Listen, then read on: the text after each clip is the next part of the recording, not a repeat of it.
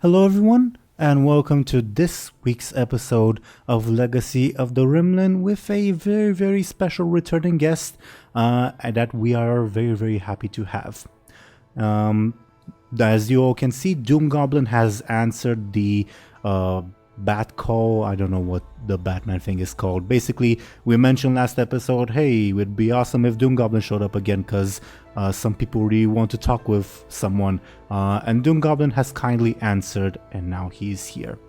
So, before we get into what happened last time and the usual gameplay, I would kindly ask our players to introduce themselves and their characters, starting with today's guest, DoomGoblin as mentioned. Could you please introduce yourself and your character? Yeah, hi. It's called Bat Signal, by the way. There's the thing that Batman has. But I guess Last would have a bull signal or something. Nice. Black bull signal. I don't know. Or I guess if we are talking about me, then Doom signal. I don't know. Goblin signal.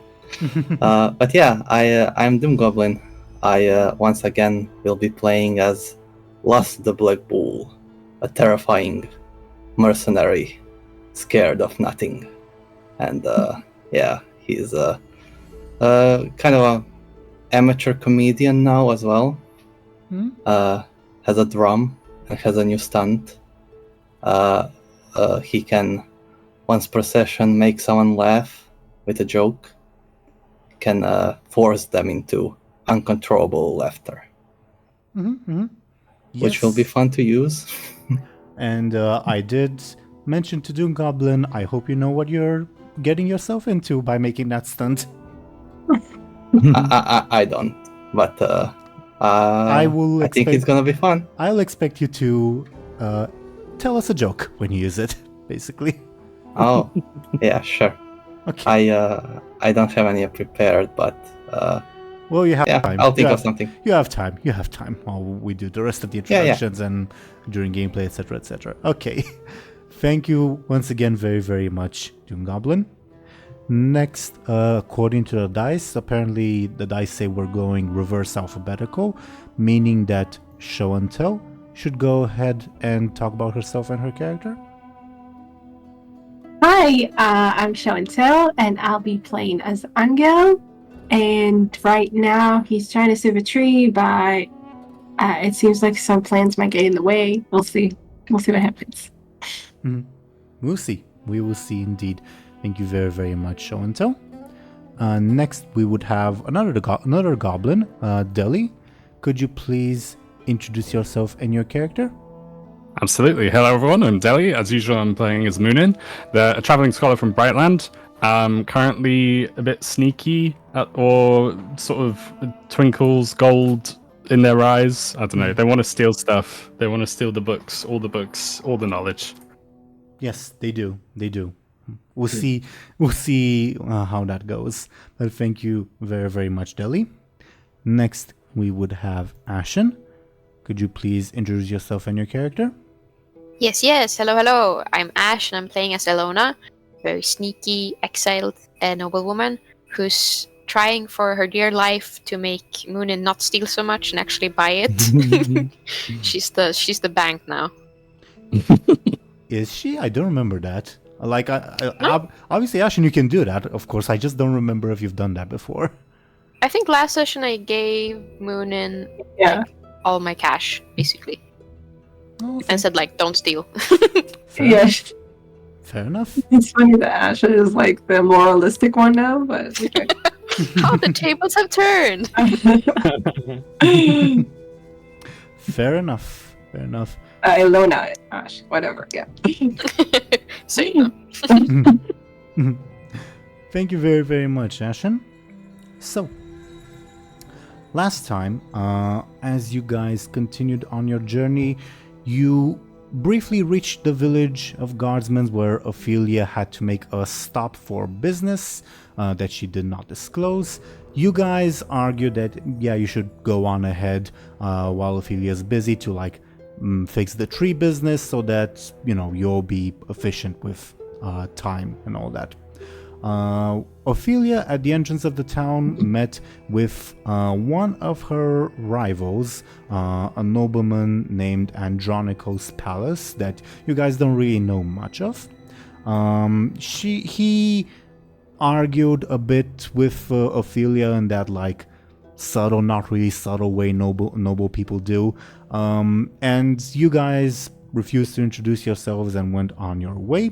While passing by this palace fellow and his bodyguard, Illona, and only Illona, smelled a fairly strong scent of blood, but no further information to be gleaned from that. Continuing on, Illona revealed the contents of a very specific journal that she has stolen before from one noblewoman named Adela. Illona revealed that this noblewoman, in her the beginning of her language tutelage, I'm not sure if that's the right words to use. Anyway, when she was beginning to learn how to read and write, she had an affair with her language instructor, a lady named Lydia von Stachenberg, that Muninn recognized the name of and refused to elaborate much further, although they did seem upset. Is that the right word, Deli? Yeah, upset, distressed, yeah. Distressed, okay, interesting. Yeah. Fair enough. Yeah. And sort of unbeknownst to Illona, Rebob saw Illona perusing Adela's journal. But moving on from that, continuing on the road, you pass by another village. From the village came a carriage, not a carriage, cart. Yeah, a cart pulled by the villagers with honey to sell. And one villager, quote unquote, approached Muninn specifically, handed them a jar of honey, and basically implied that they are actually a kiss in disguise, and asked Muninn, hey, how do you plan to make amends? But still gave the honey as, let's say, a gesture of goodwill.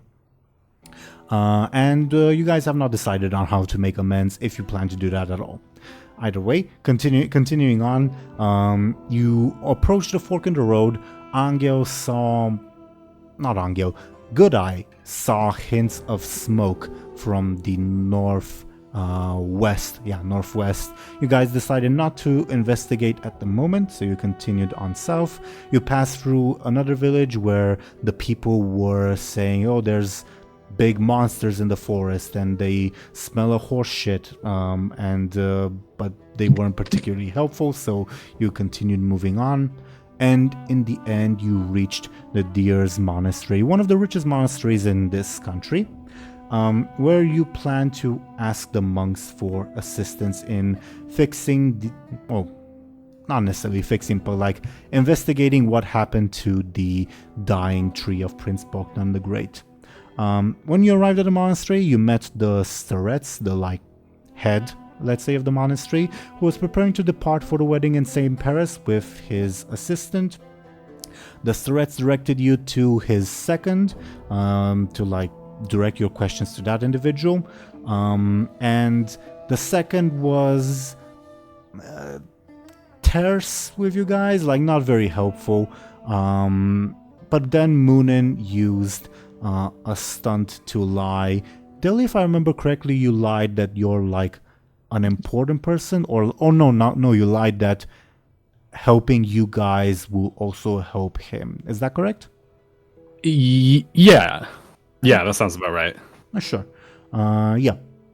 Muninn lied.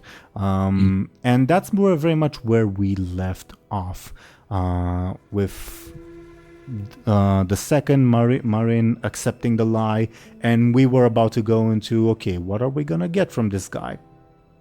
But as I go and turn on the background music real quick, as you guys begin to contemplate what to ask of this fellow, Las, my good Las, could you care to tell us a little bit what you've been up to, if anything, which I also don't really know, being completely honest. All right. Yeah, not really much.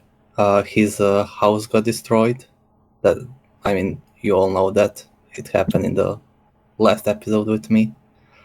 And yeah, he's been traveling with Adela. Yep. Yeah, with her and her bodyguard lady. Mhm. And he's been I don't know, telling jokes to them, I guess. He probably didn't talk much. He's very nervous. Mhm. And yeah, he has that drum thing that he looted from the demigod that he killed. And yeah, it has some magical abilities. It Mhm. can like calm people down. So he figured out that that's what that drum does. Yeah, I never revealed to the audience or to the other players what the magical drum does. Only me and DoomGoblin know. DoomGoblin, would you like to go into details and now, or should we save it for like when you actually use it? Sure, we can go into details now because it will help me. I believe you said that I can like assist 2 people on one turn because I have it. Kind of. Do you want me to actually? Yeah, I guess it would be easier if like I explain what it does. Yeah, please. Basically, if you ever find yourself in combat, you can do your normal actions, which are obviously investigating someone, assisting someone, attacking, or creating advantages as usual. But in addition to that, so not replacing it, not replacing your action, but also something you can do, Las can play the drum. The drum being magical and being used in like religious rituals, as DoomGoblin mentioned, it has a calming effect on people. Namely, it can do one of 2 things every turn. Either Las can use the drum to assist one of the other party members.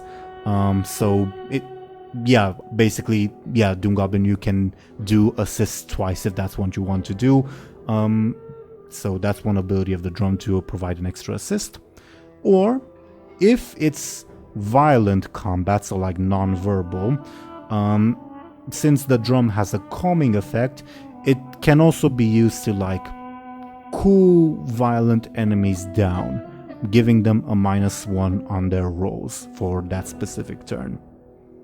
And Las has to pick one or the other to use if he wants to use the drum. Oh, very cool. All right. I have a question, I think, right? Do you mean by 2 assists, you mean 2 different people, or can you assist? So I can Go ahead. I can assist someone with the drum, and then I can do one more thing. Mhm. For example, assist someone. Yes. So yeah, technically I can assist 2 people. And Okay. to answer the specific question, if DoomGoblin decides yes, he can assist the same person by playing the drum and using his normal action, yes. Oh, cool. Okay. The drum is an additional thing that happens in addition to Loss's typical combat actions. Very nice. Cool. I do wonder though, because didn't they make the crowd like go crazy? Like, it's kind of funny that the drum is that. It wasn't necessarily the drum during that encounter. Was mainly used by the drummer to like help synchronize his siblings' movements. So like the sibling danced and attacked in step with the drum.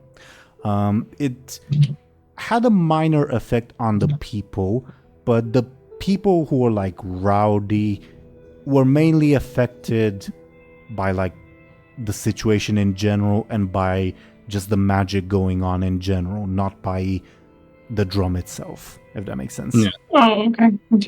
So, yeah, cool.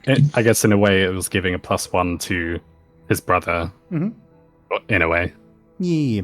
Yep. Okay. So, going back to Las, Last, Adela insisted on your journey that you guys have to visit this monastery because the Muninn is just out of this world. Now, that's the first time you've ever heard someone state that reason to visit the monastery. Usually you'd go for like religious or political reasons, not for, hey, they have good food there. But nevertheless, you are now exiting the monks' quarters with Adela and Adela's bodyguard in tow.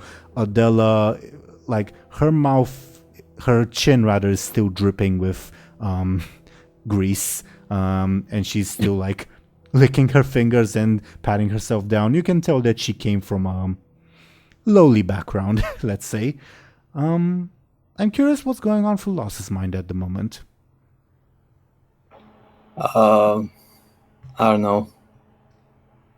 He's confident that his friends have defeated the giant wolf, and his town is safe. So yeah, he's, I guess, excited to go to that wedding and make people laugh there. And he hopes they don't get attacked by bandits or something, or more monsters. Yes.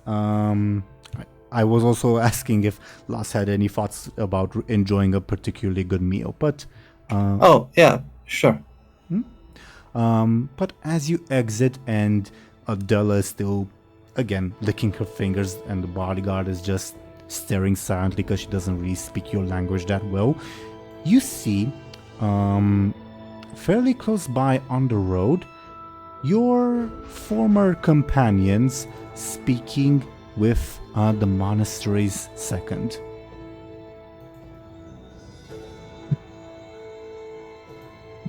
Okay. All right.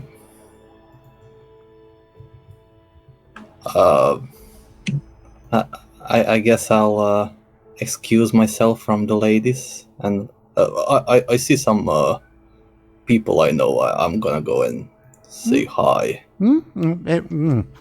Says Adela. And anyone I should meet, dear? Sure. How long will we be staying in this monastery? This is we can leave whenever. How are you feeling? Asks the bodyguard. The bodyguard just looks at her and says, right. And then she switches to a language Loss you don't understand. The bodyguard replies something back, and Adela then says, well, do you have any business here? Me? Yes? Not really. I guess maybe I can ask a priest to heal me. I was stabbed by a fiery spear a few days ago, or a day ago. I don't remember. You really do tell the best jokes. Well, yeah. All right. Funny. Let's go meet. You said you wanted to meet someone. Let's go meet them. Yeah, sure. I believe you met them as well. Yeah, Right. that's what I was thinking. Above board, yes. She will say, "Oh, really? Where?" Oh, there. That I see they have few more friends now, but in that direction.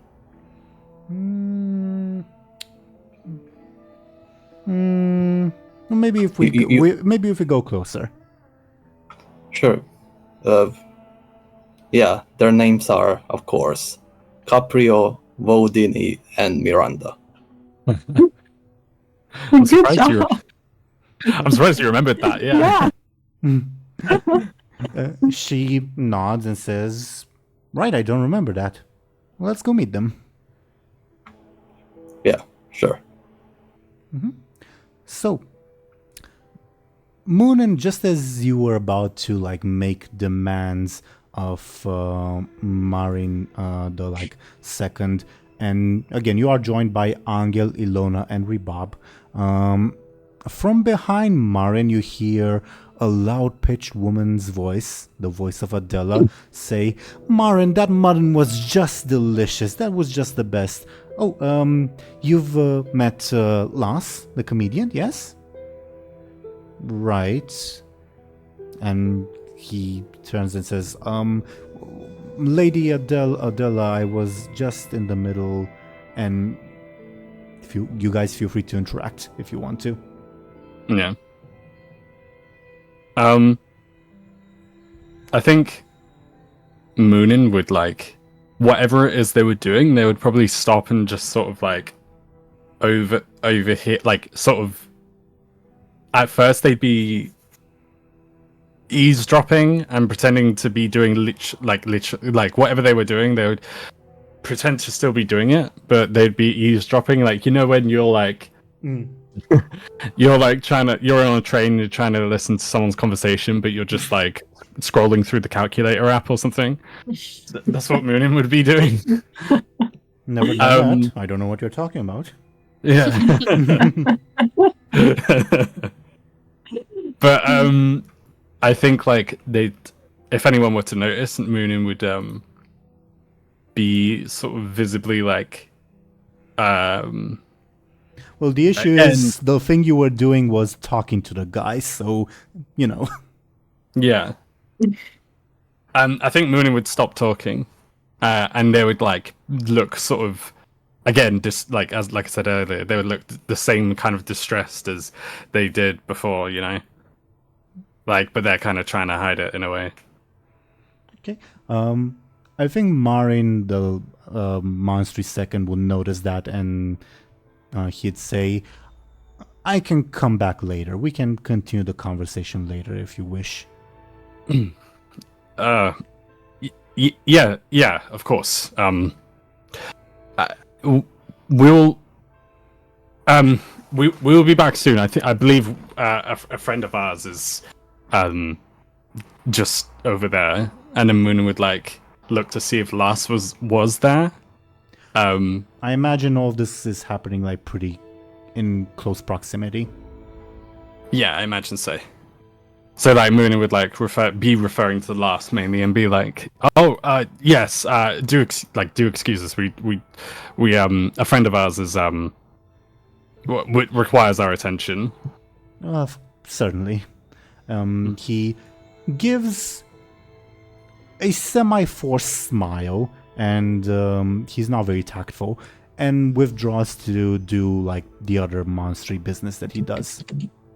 Okay. Awesome. So yeah, I think at the moment there's the group of the four of you, aka Muninn, Illona, and Anghel, and Ribob, and then there's Lars, Adela, and Adela's bodyguard that you don't know the name of. Okay. Okay. All right.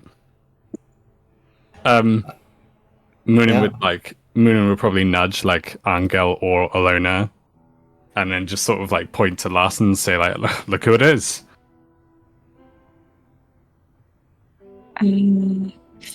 Ribob uncharacteristically would say, yes, look who it is. Isn't that right, Illona?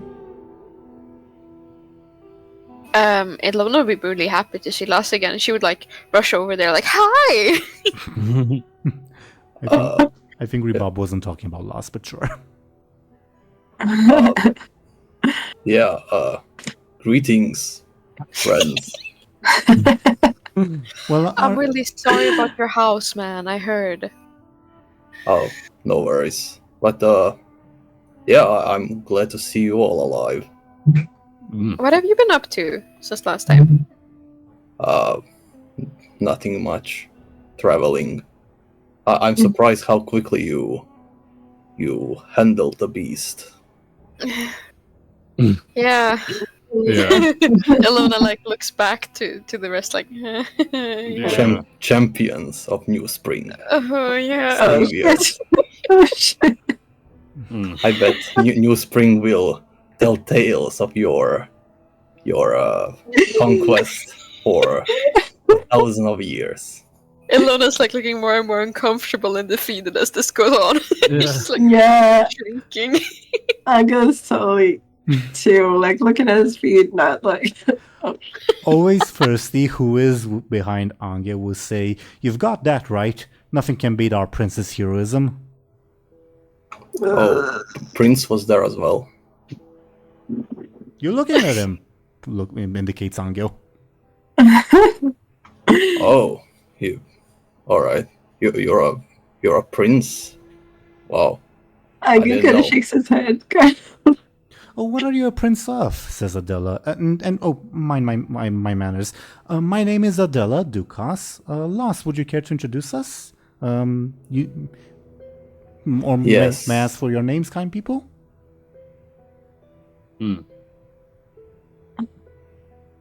Yeah.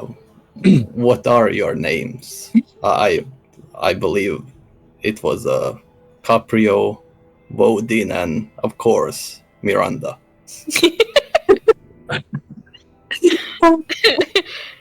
Always Thirsty Illona looks smiles confused. at that.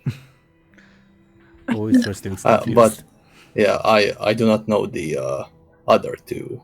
Oh, Rebob, what are you doing over here, dear? And he says, "A long story, milady. I'm in the employ of your husband's cousin." Oh. Her, like, ever-present smile fades. And, our friend, Rebob says, Miranda, and, like, puts a hand on Illona's shoulder. I think she has something to say to you. Illona would start coughing, like, what? No, what are you talking about? And she was like, I don't know if this makes sense, but like, I imagine her to have like, her cape kind of like concealing a punch to Rebob, you know? Sure. Like she would Go ahead. like, elbow him in the ribs, you know? He leans in and says, "If you do not say it, I will." But maintains the same smile. Do I want to Illona- know what Illona you're would be talking like- about? I remember you really like cats. I think I should bring your cat every day. You know, we should get yes. a cat just for you. I do love cats, says Adela, but how do you know that? Have we met before? Oh, she would say it to Rebob, like the cat thingy. Rebob winces, and like pats you on the shoulder a bit, like forcefully, like, and says, "We can talk later." Only to Illona, he says that. Okay. Illona will, yes, we will talk later. All right. So, what's up with you all? How did you? Are you hurt from the battle? Is that why you're here in the monastery? Oh, to get Lass, healed? don't be silly. They're here for the mutton. The what now? What's the word? Mutton is like steak made from sheep, I guess. Oh, Illona's yeah. eyes would go wide and like, yes, we're here for the mutton. Yeah, they're pretty good. You see, Adela still has grease on her chin. I think Illona would like go full scavenger or something like, where's the mutton? Where can I find it? I need the mutton. Oh, the monks are having lunch now. She like indicates one of the houses, presumably where they gather for lunch. I'm sure good Marine will accommodate you. I think Illona would already like thank you and be off, you know? She's on a mission now. Okay. Rebob would hesitate and give a short bow and then follow Illona after she like gets some distance. So like not right behind her. Okay. Rebob's following Illona. Yep. Did you say? Yes. Okay. Not like directly behind Illona, but like several paces behind. Yeah. Muninn would say to Illona, like, "Oh, I'll catch up with you in a minute." Mutton does sound good though. As they sort of walk off, and they say to the last, like, "Are you having any? Is it as good as they say?" Yeah. They're pretty good. All right. Well, a big guy like yourself needs the protein, so. Adela's bodyguard of all people will say, Muninn, in your native language, in Taiski, she will say, your accent, where are you from? Brightland, funny enough, and Muninn would respond in Taiski as well. I'm from Otokar City, a board that's very far away from Brightland. Okay, I see. Well, Muninn would say, like, do they have, like, a local greeting other than just, like, oh, like, you know how some places are like, oh, it's good to meet you, brother, or, like, I don't know, something like that. Like regarding Otokar City? Yeah, or, like, just people who speak Taiski in general. Not necessarily. Like, it's... How should I say this? The place she is from is generally, not always, but generally, like, a political rival of the place you're from, so they don't really interact a lot. That said, Okay. you guys are like the same ethnicity, let's say. Okay. Maybe Muninn would say something like, "Oh, you're one of them," or whatever, but like in a kind of like a joking kind of way, like and you're one of them. She jokes. Yeah. Well, good to speak the same mother tongue, like for once with someone. The Brightland accent always makes me laugh, but yes, it's good to meet a compatriot. Did you say I was? Sorry, I just had a massive brain fart. Was that Adela, or was that Adela's guard? The guard. The guard. Okay. Adela, on that note, will chuckle and say, in the local language, "Oh, I love when they speak that language. It's so fruitful." I don't understand a word of it, but it sounds like you could kill someone with it. Yeah, whatever they say sounds angry. Mina would laugh at like what Lars said, but they wouldn't be sort of as amused as like whenever Adela talks, they wouldn't be as amused, if you know what I'm saying. Adela's bodyguard would say, "I only speak a little bit of caramel, so I don't understand what they're saying. You're laughing well, when she says "your," she means everyone else except Muninn, I guess. She then asks Muninn, what are they saying? They're just admiring. Obviously, in Taiski, Muninn would say they're just admiring our language. I mean, I guess that's one way to put it.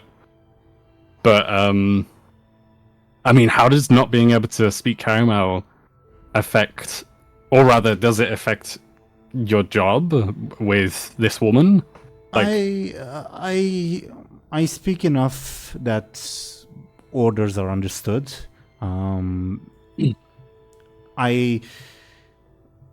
My mission is to guard her, keep dangerous people away. If things go violent, violence has no language. I suppose that's true. And how long have you been her guard? Since before the war. I came to this country 5 years ago, I think. Okay. And I found employment here about 4 years ago, I think. Yes. Adela says, "Oh, isn't it just funny?" So Muninn would say like, "Oh, so you know of Adela, of course." Adela doesn't say that in Taiski, by the way. She says that like talking about how you guys are speaking in Taiski. Yeah. That makes sense. Muninn would ask the guard, so you know of Great. So you know of her husband, Gregory Ducasse, I imagine. Of course, and I'm no indicating Rebob, who is following Illona. We'll get to that, Ashen, by the way. And you know of the other woman. Other woman? Did... well, it's not my business to ask, but did Lord Gregory have an affair? No. Greg, We know the truth. Gregory didn't, but never mind. All right. What brings you here? You don't look like a mercenary. When she says here, she means like this country. Yeah. Muninn would sort of like sigh a bit and say, "That's a bit of a long question. It's a short question, but the answer is long. I'm here because I am a traveling scholar and I'm looking for knowledge and historical artifacts and the like. But in this shithole? yeah. Well, I mean, you got to look in the most unlikely places to find this sort of stuff. I suppose. Good luck to you. I don't envy your task. I think my task is easier. I take 10 bandits over that. Well, I mean, 10 bandits is probably the least of... from what we've encountered, 10 bandits is probably the most sane scenario we've encountered. That doesn't surprise me. I've had to defend myself in many situations while traveling these cursed roads. Definitely. Well, I mean, there was something above all. There was something I was going to ask, but I can't remember. I think Muninn was going to ask, like, what brings you to her side, to her like employ, meaning Adela's like, you know. She shrugs and says, "Well, I'm not particularly welcome in Otakar City, so she pays well, and I can't really go back home, not right now anyway." So she shrugs. You and I, that's something I can relate to, Muninn would say. I doubt you can relate in the same way as I have. And let's leave it at that, please. Yeah. Either way, home is, Muninn would sort of like shrug and say like, home, either way, home is somewhere like, I can't, like, they would say like home is somewhere that like I can't go back to, just like you. But I mean, whether the circumstances are the same, like obviously not, you know. She nods and then extends a hand towards you and says, "My name is Hildegard Graf." Muninn would take it and say, they would go to say, "My name is Muninn," but then they would catch themselves and say, "I am Woden." That. All right. She seems momentarily surprised and says, "I did not know Brightlanders use those kinds of names. All right, interesting." You should hear my father's name. But it's good to meet you in any case. She nods and says, "Likewise. Did you have business with my mistress or with your friend?" Looks at Loss. In regards to last, Muninn would say, not business necessarily, but it would be nice to catch up. In terms of your lady, I would like to speak with her, but it doesn't have to be right. Like I can arrange that myself, so to speak. If she allows it, that is perfectly fine. I apologize for intruding. No, not a problem at all. It was a pleasure to speak with you. Anghel, always thirsty, standing behind you, like whisper, "Is that the language of the fairies?" Like the shrug saying, because I think he didn't understand. Like, did anyone speak Rima here at all? I think he didn't understand Adela anything that just happened. Adela and Lass. Oh, she did? Yeah. Because it spoke about caramel. Okay. The bodyguard knows caramel. That's Okay. Yeah. Okay, so you did get what was going on. Okay. just not Muninn and the bodyguard's conversation. Mm-hmm. All right then. When go ahead. No, I was just like trying to think, but you should go. When there's this like pause in between like Muninn and Hildegard's conversation, Adela starts clapping and says, that is lovely. I love hearing that language. It's so nostalgic." Nostalgic. Oh. Yeah, I wonder why. DoomGoblin is a chipmunk, by the way. Oh no. That was where it was. Am I still? No. No. Oh, did you want to say something before and like we couldn't hear you because chipmunk? I don't remember. Okay, my bad.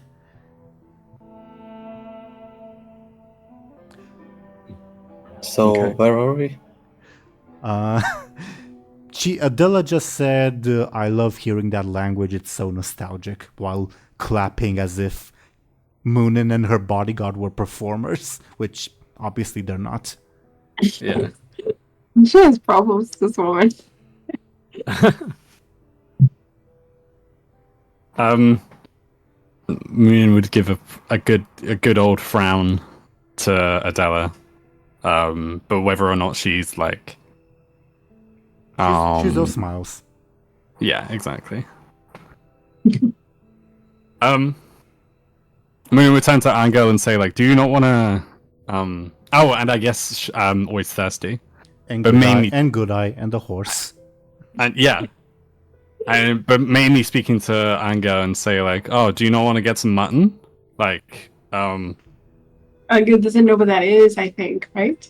okay.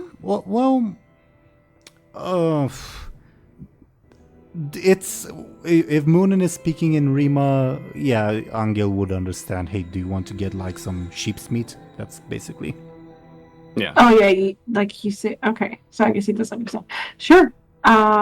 Yeah, Anghel would probably like to do anything that would not, get him alone with Lass in any way. So I guess yeah. I mean, I thought about that later. What? That you should have gone with Illona.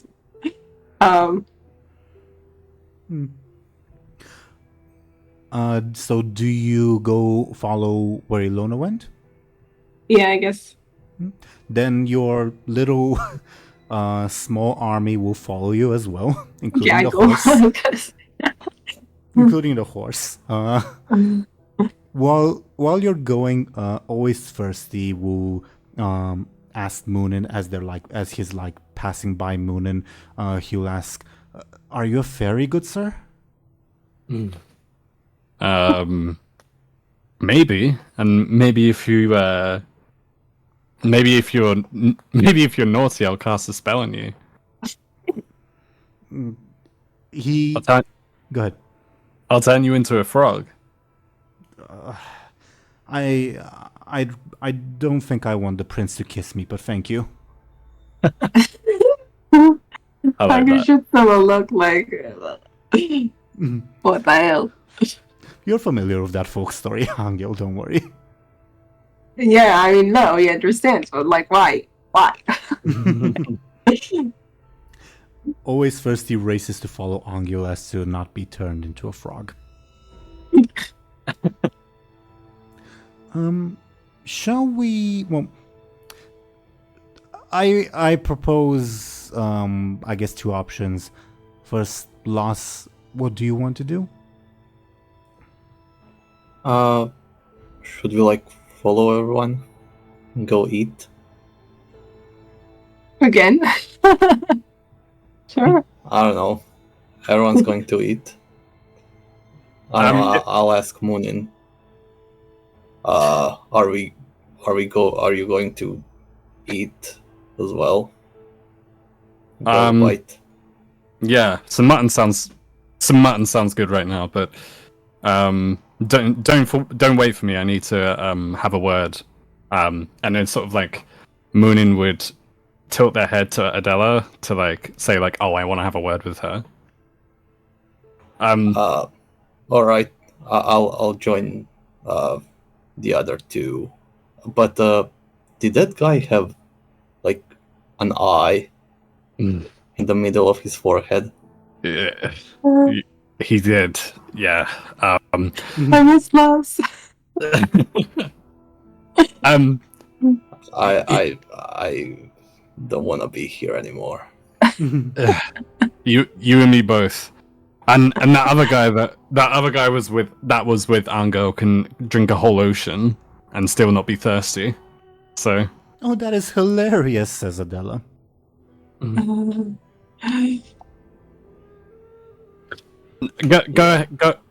ahead, Lars. I'll catch up with you in a minute. Sure. Lars, can All I right. get a careful from you? 2. You just barely avoid stepping into a pile of dung that Angel's horse left behind. It's not Anghel. Okay, fine. You take responsibility for this. All right. The good news is you avoid it. All right. Gross. He'll follow them and try to avoid stepping in dung, in poo. I would propose that we check in on Illona before moving to either the meal or Muninn and Adela. What do you all think? I agree. Yeah, sure. Ashen, are you okay? As you go to get some mutton, you notice Rebob following you, not like aggressively, like right behind you, but yeah, he's going in the same direction as you. Illona probably like waits until he catches up so they can walk together. He would say it is the right thing to do to return it to her, you know. I don't need you to lecture me on what's the right thing to do. Then let me put it this way. If you do not return it to her, I will, whether you agree to it or not. If you do, I will turn into a cat every day and harass you. Above board, Rebob is unaware of Illona being the cat, so... Oh. Yeah. Wait, okay, in that case, Illona would probably be more like, in that case, I'll bring a cat wherever I'll go. Be as mature as you'd like, but that thing belongs to its proper owner. I may no longer be in her employ, but it is the right thing to do. Okay, in that case, can you make it like, you don't rat me out, you just say you found it somewhere? Very well. I have no interest Really? in what's like an archaic way of saying throwing under the bus. Throwing under the wagon. Sure. Carriage. I was gonna say that. Yeah. That's a good one. Rebob says, I have no interest in throwing you under the carriage.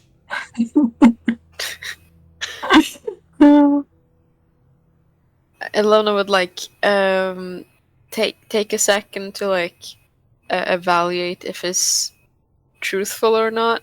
Feel free to give Like me a careful, and I'll oppose with Rebob sneaky. Once A 5. just give me a second, because I don't remember if Rebob has a sneaky of 4 or 5. So give me a second to check. No worries.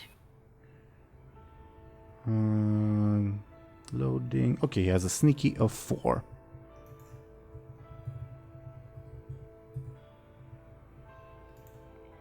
I got a 4. Okay. With that roll, you can tell that Ribob is being truthful in that he has no ill will towards you.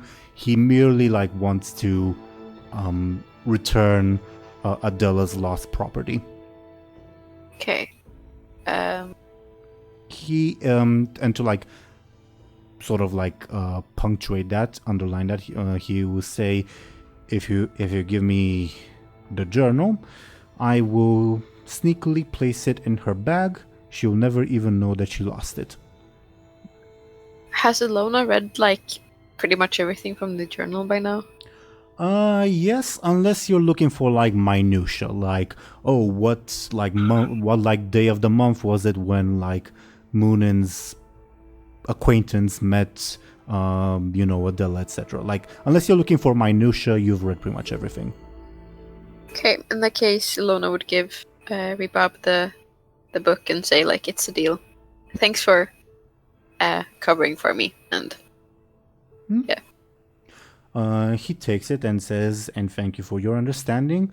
He places it in his cloak, and he turns to look at the situation, what Adela's doing, and he says, I will ask your friend Lass, was it, where they've stored their carriage, and I'll place it there. Yeah. But let's eat some first. There's no stress. I suppose not. And he agrees to come with. Now, Illona, since you and Ribob went way ahead of everyone else, it will still be a little bit until Anghel and then Lass join you. So, basically, when you enter the mess hall, for lack of a better term, you see all the monks in the middle of their meal. Some glance up to see, oh, who's that? Obviously they don't recognize you, but they get the inkling, oh, it's travelers, weird looking ones, but still travelers. So they go back about their meals. And TLDR, you will be able to get a good meal.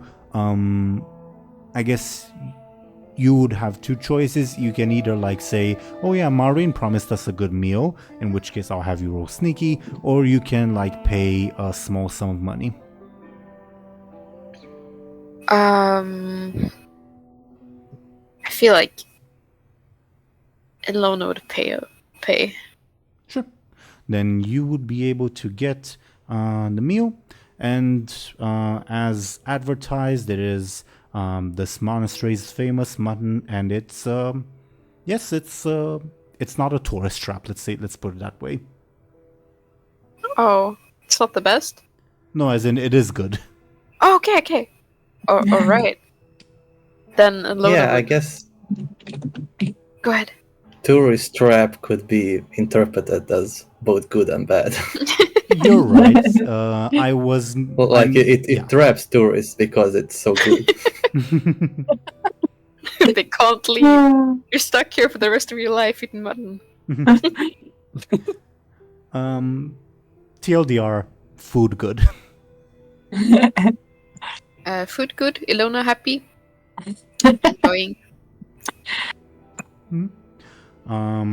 As you're eating, again, the others will join you in a bit.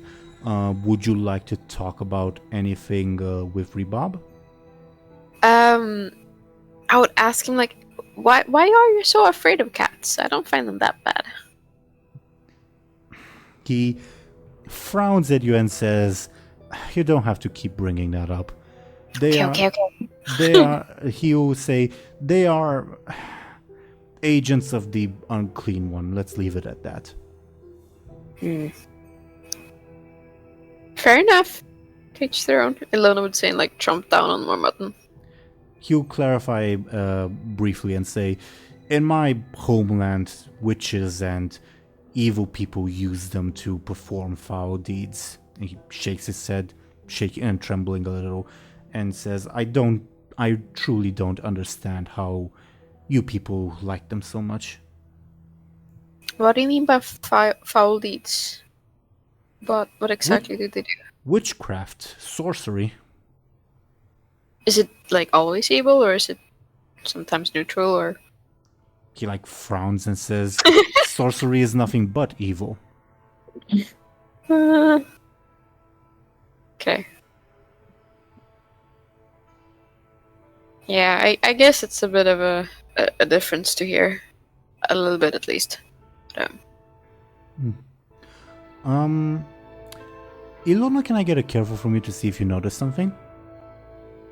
Yo. I got a 2. This mutton's really good. That's all I'll say. Oh no, what is it made of? Oh no. Am I eating human people? That's right. Fuck. Oh no. It does not taste like pork. I'll say that. It does not taste like pork. No. Well, it isn't pork. You said it was sheep, right? Yes, Yeah. I was making a joke related to the fact that, you know, the joke is, oh, humans taste just like pork. And I'm saying this does not taste like pork. Like, I how- guess it's Oh. a good thing. It is a good How thing. do you know? How do you know? Do you have like Yeah, personal how do you- experience yeah, with this?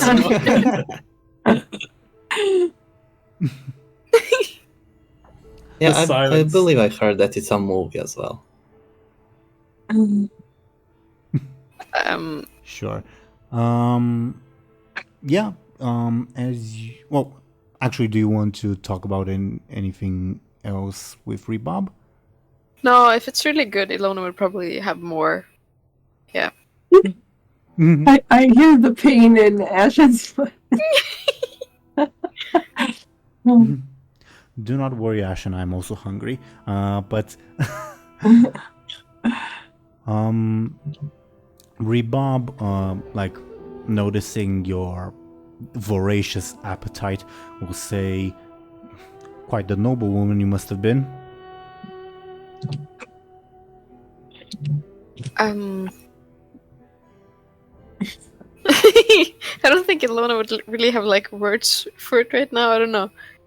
Does he know a lot about her history? Like, what did she mention before? I don't really remember.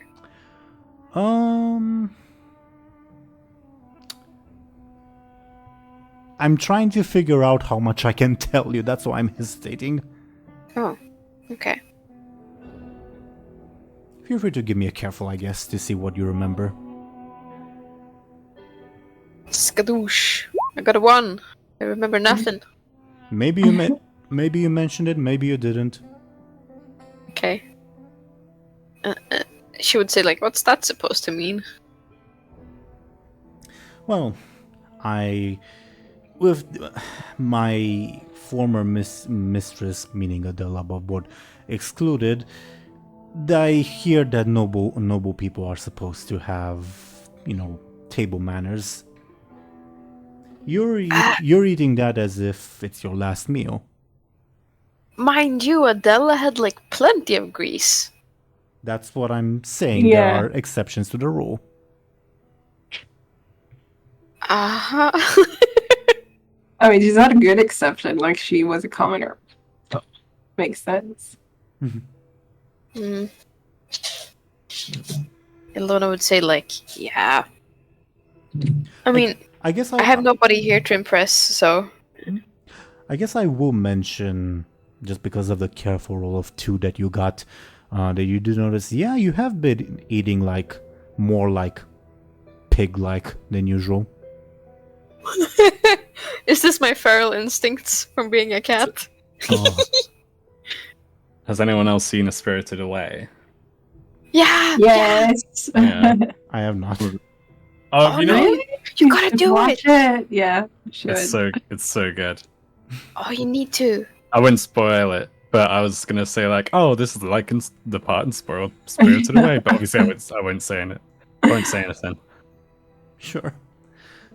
I guess as Illona, you like come to the realization that yeah, you have been like pigging out a little bit. And yeah, more power to you, no judgment. I guess you will see Anghel and his posse enter the mess hall. Illona would like wave to them so they see where we sit. Oh, okay. Does Anghel also? I guess everybody needs to pay for their meal. Did Reba pay? Does Reba eat at all? Rebob would have paid for his meal. Oh, okay.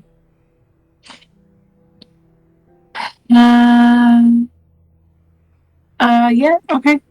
Does everyone pay for their meal, or does Anghel need to pay for them? I feel like he's a kindergarten teacher or something. That's a good question, and one I hadn't really thought of before. Always thirsty, Good Eye, and the horse all look at you to tell them what to do. Like, you've entered the mess hall, now they're all staring at you like, what are we doing now? Anghel, shows them coins, like, to ask, like, do you have any of these? I think they'd understand that. They, like, start, like, pocketing themselves. Always first he says, I have this, he, like, pulls up a, like, dried water flask. It's empty.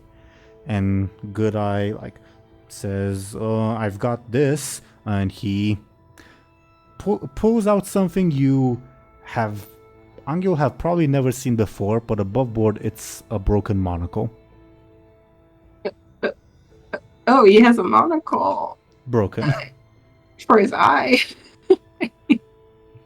I guess just, gives them a look. The is horse, the horse do it? the horse also looking at you. That's what it does. Oh man, Uncle face palms, and then I guess he pays for all of them. I'm not sure how much money he had. I don't remember anymore what we. I mean, besides the gold coins, did we get any money? When it comes to like the not cheap, but like smaller currency, I will say that this meal isn't particularly expensive. Oh, okay. So you'll be able to afford it for like if you want to like pay for everyone else, but it will like make a small dent in the budget. Sure. Want is a strong word, but I don't feel like Ung is cruel enough to just be like, go away. You get a small intrusive thought, Anghel, that seems particularly odd. You should like find either like hire someone to like brush up the horse and feed it, or maybe do it yourself. Oh, okay. Oh, obviously the horse doesn't eat that. Yeah, but like the intrusive thought isn't just about feeding the horse, but also like cleaning it. Right. I'm trying to decide if to like get someone else to do it. Speaking of someone else, Lars picks that moment to enter the building. All right. I guess Anghel like sees that and takes the horse outside and just disappears. Just like, bye. Sure. Last, you get the distinct impression that Anghel may be avoiding you. Always thirsty and Good Eye follow Anghel, unless Anghel tells them not to. No, it doesn't care about that right now. Last has entered the building. Alright. And Anghel left. Yes.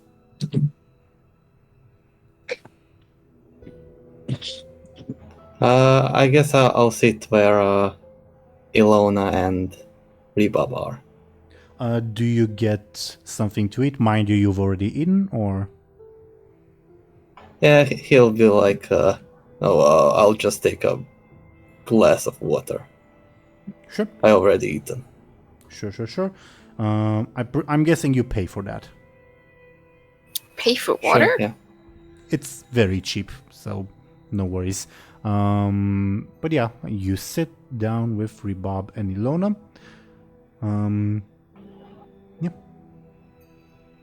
Yeah, what's up with Caprio? Is he alright? You notice that Illona is covered in grease. You have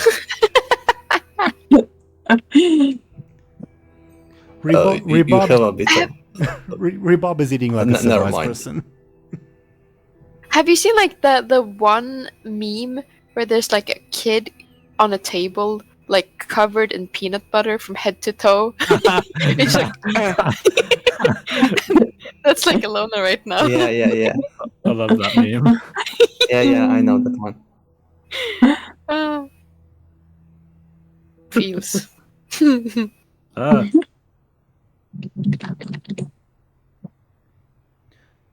Yeah, that's all, So, all I wanted to say.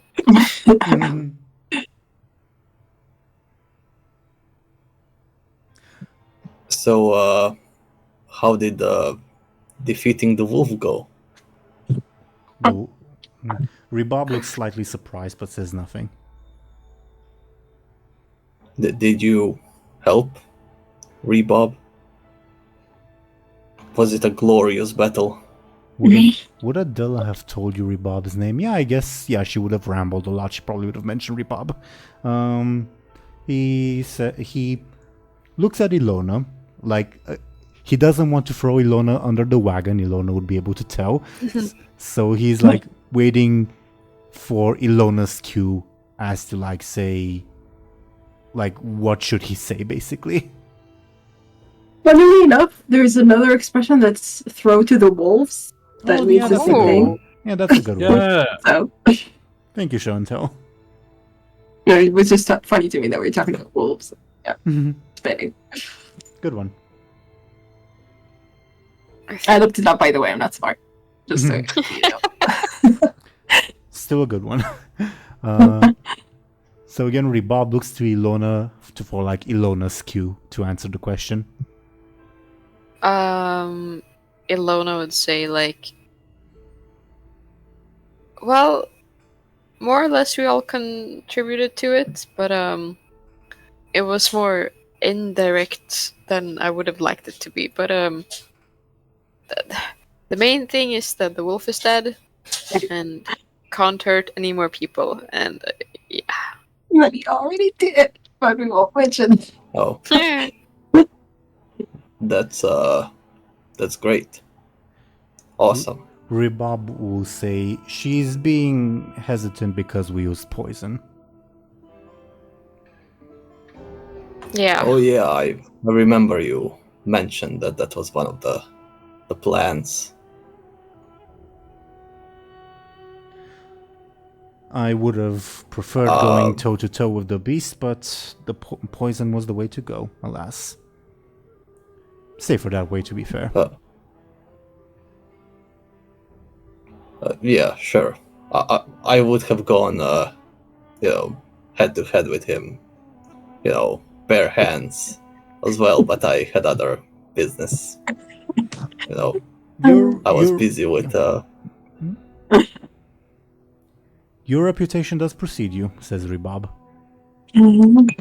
Illona would give a thanks. very half smirk because she knows the truth, but not really reveal it to anyone except for Lass in that case.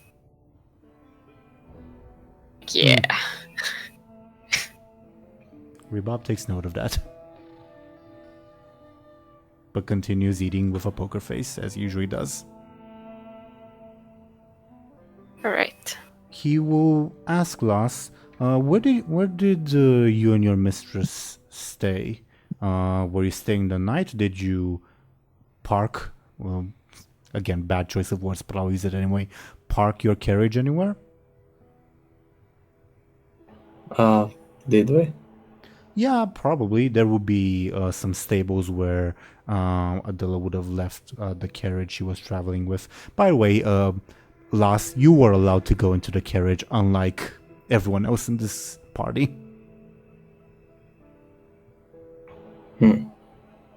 Yeah, we left the carriage at the stable. I see. It's the place, with horses and stuff. Yes, so I've heard. So I've always been curious, says Lass, when Oh, you... wait, I don't say that. What? Says who? Says Lass. Oh, my bad. I meant Rebob. Sorry. Rebob says, I've always been curious. That infamous battle that everyone talks about with the two bears. How did you manage to kill both of them again? Well, with my bare hands. Ha ha ha. Yeah. Truly? You know what? I'm gonna use my new stunt here because I did a pun. Okay. Fair enough. I'm gonna make Rebob laugh at that joke. Okay.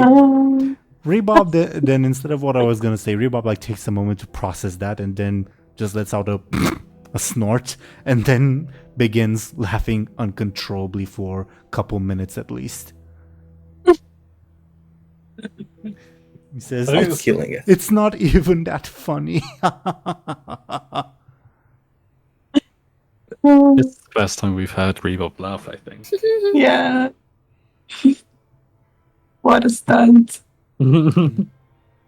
Above board, Lass, if you were not going to do that, he was going to challenge you to arm wrestling.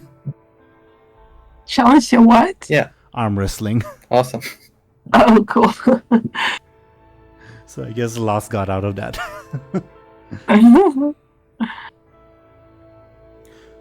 So, what do you all think? Whom should the camera pan to? Lass and Illona, do you want to talk about anything? Should we go to Anghel? Should we go to Muninn and Adela? What do you all think? I mean, I think that I'm most curious about Muninn and Adela, but I don't know. I'm also curious about Anghel and the horse. Is he gonna take care of the horse? What's gonna happen? But yeah, right. Yeah, I don't know. I think he's just putting it down, but sure. So you are so above board, you are genuinely taking care of the horse. I think so. Yeah. And then the horse, while you're doing that, nuzzles up to you. You know how some animals get frightened when you not spray them, but put water on them, basically splash water on them. This horse seems perfectly fine and in fact seems appreciative of what you're doing. I don't know, there's something disturbing to me about the horse. It seems I don't know, it's a person or something. It's weird. I don't know how to explain it. But okay, yeah, I guess so. I get that vibe as well. If that makes you feel any better. Yeah. So when you said it nuzzles up to you, I'm like, okay. You have had animals nuzzle up to you before in your lifetime. It's not that uncommon, to be fair. Yeah, no, not because of that. True. True, to be fair, true. When Always Thirsty and Good Eye see that you're bathing the horse, Always Thirsty will say, do you need any help, my prince, or shall we go to eat and buy you something too? Again, they say that even though they have no money. Yeah, what are they talking about? I was like, what?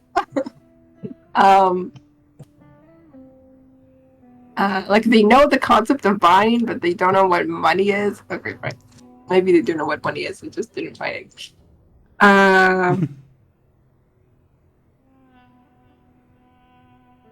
And yeah, I mean, if they don't do anything, I guess Anghel could just kind of, wave at them like they can leave. I don't know.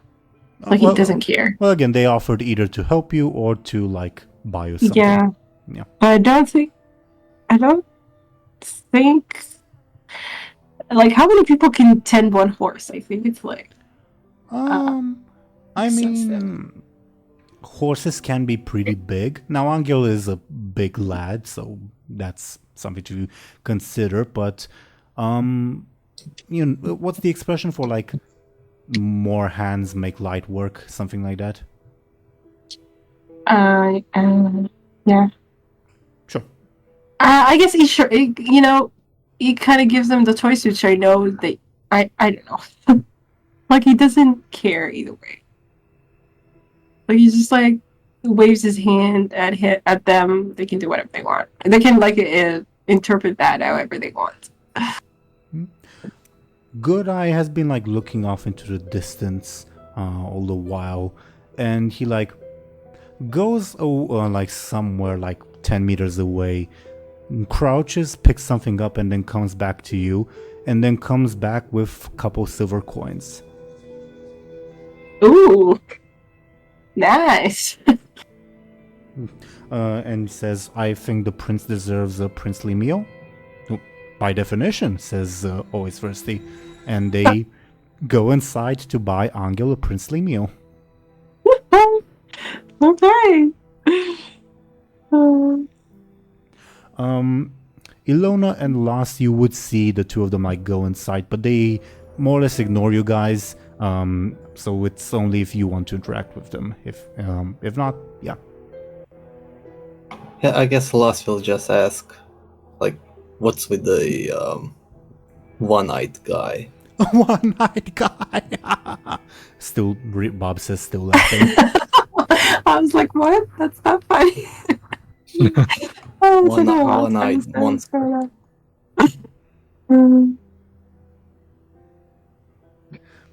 Rebob is clearly in no position to answer the question. Illona would take over in that case and say, like, I'm not really sure either. Ever since Anghel had a thing happen to him, he's just picking up people left and right, and I think it's gonna continue like that. I don't know. He just came along the road and joined us, and yeah. Oh, so it's alright to call him Anghel in front of this guy.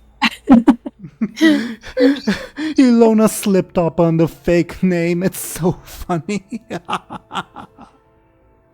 Illona would like continue like elbow Rebub in the ribs, but like softly, not like madly, just like I was assuming he was sitting across from you, but sure. Oh, I just have very long elbows. Sure. So, how's your chicken pet doing? Is he still sick? I think he's doing better. Sadly, Yeah. I don't really know. I feel we had another chicken accident that cost me the life of my horse, because it was like a devil chicken or something, and we got rid of that one, luckily, because 2 devil's chickens would be too many, but stuck with the one I have. Yeah, the only thing worse than a devil chicken is 2 devil chickens. Illona would like burst out laughing at that as well. Rebob laughs louder. Imagine you two getting in a laughing competition. It's on. No. Yeah. Lars, you start feeling pretty confident about your future comedian career. Nice. It's funny to me. Are our characters like aware that they have these stunts? I think not. Like. Yes. Yeah, they are. To an extent, obviously you're not aware that it's like guaranteed to work. For instance, Angel's stunt of like exchanging a wooden carving. Obviously above board it's guaranteed to work.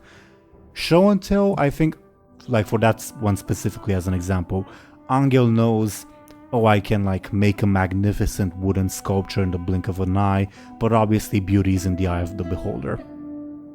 Okay, you're like naive about it. Cool. I like that. And he doesn't know that, yeah, everyone will guaranteed accept the sculpture. He just knows people might like it, will probably like it.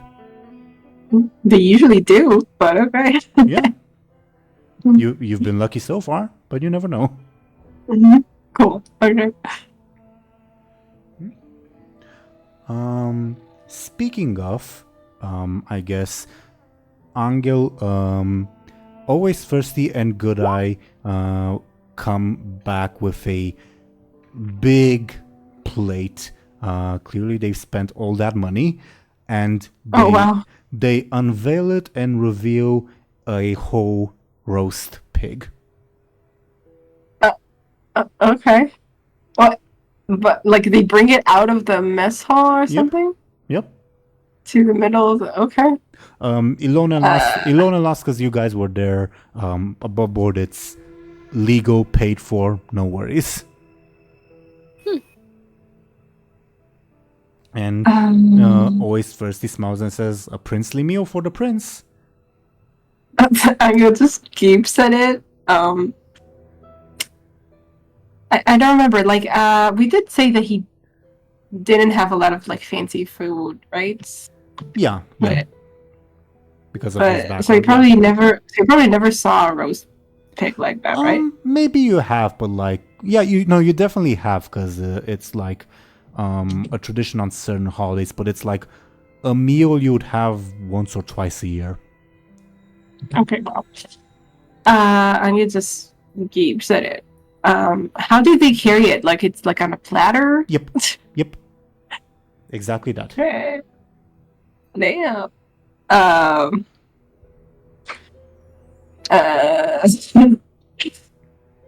don't know. He doesn't know how to respond. I mean, I guess he's still busy doing his thing, so I guess he'll just, kind of nod.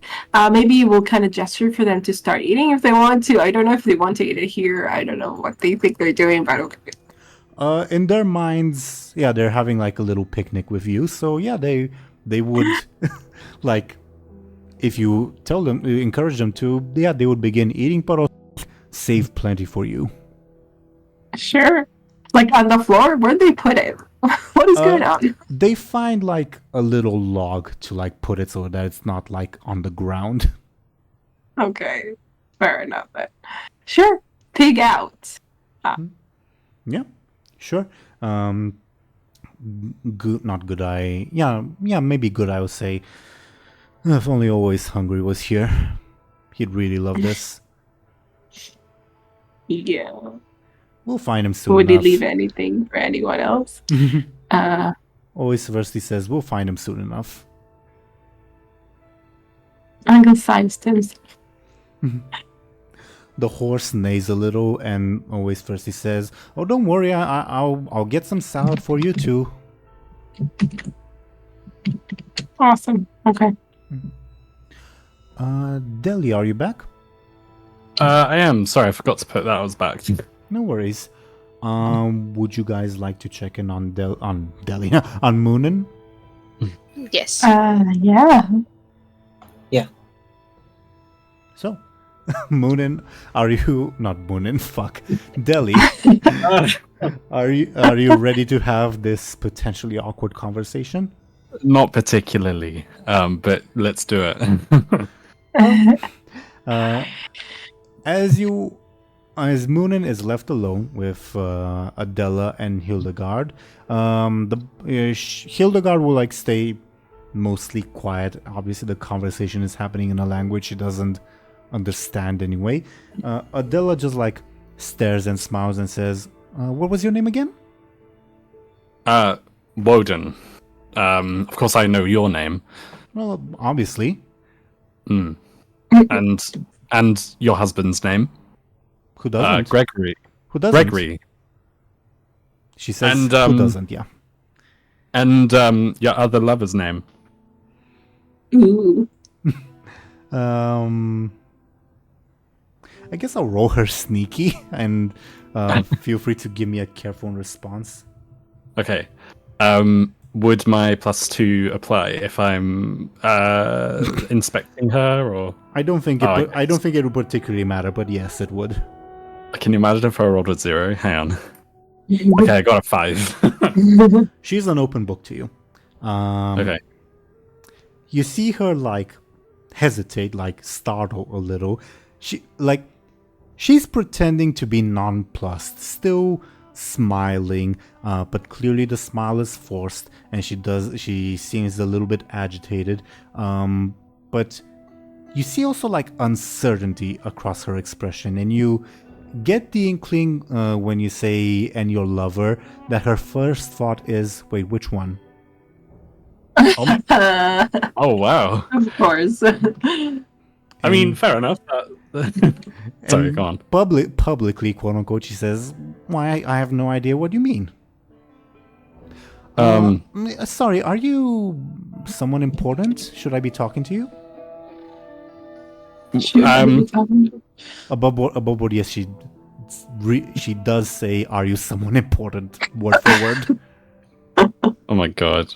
Muninn would say, whether I'm important or not shouldn't change whether you speak to me. I mean, I think I'm important. Who knows? Like, a king wouldn't necessarily think you were important, but you'd want to speak with one, wouldn't you? You see her again because of the difference in roles from before. You see her like she like smiles almost to herself a little bit, and you can deduce that like it's related to what you found out from her journal, that she in the far distant future envisions herself as prince, well, spouse of a prince or princess. So Yeah. But publicly she says, who knows? Well, if there's nothing else, I think we shall be on our way. No, there is something I'd actually like to talk to you about, and because I know that you know Lydia, and I know what you two got up to. Because she is again an open book, her reaction again is, "Wait, which Lydia?" Which Lydia? Which Lydia? Again, this is her like subtle reaction, not her public one. Publicly, she says, "I don't know what you mean, and frankly, I feel a little bit harassed. Hildegard, would you care to show this person away?" And she says that in Caramel, and she looks at you, Muninn, Hildegard does, and says in Taiski, "Is there a problem?" In Taiski, we don't say there's no problem. I'm merely asking. Muninn would say in Taiski, "There's no problem," and then they would repeat in Caramel, "Look, I don't have a problem with you," which is above board is like kind of untrue. So should I roll something to say like yeah. Give me a sneaky, please. Okay. I got a 2. She got a 3. Again, you are harassing me. Hildegard, please show this person away. Says in Caramel. Well, unless you want to improve the roll, my bad. Oh, that's true. I can. Do I have 3 fate points? Yes, Or is because they carry over. I know you don't. You have like, you should be having 1, but they carry over if you like have more than your, Okay. In that case, I would like to improve my roll. I never like think to do it ever since I like have changed to a 1 fate point playstyle. If you know what I'm saying. But I'd like to use. Is distrusting and secretive, so it would be quite secretive, especially because it's kind of like a small lie about like, oh yeah, I don't really have a problem with you, and it's like it's kind of a small lie. Sure, then she does not say what I just said. Then instead she like forces a smile and says, "Well, I don't know any Lydia, and I'm sure there's plenty of other people who can help you." Well, I know that you know it, Lydia. But the thing is, if you tell me I know that I don't. if you tell me where Lydia, if you give me any information as to where Lydia may have gone, when you last saw each other, then your husband wouldn't have to know anything about her either. As much as you like to pretend to not know who she is. Again, you see her mind racing, probably to figure out which Lydia you're talking about. Yeah. And she says, "Are you threatening me?" It's not a threat. It's just a simple. And she says, "Are you threatening me?" in caramel, so that her bodyguard understands. Okay.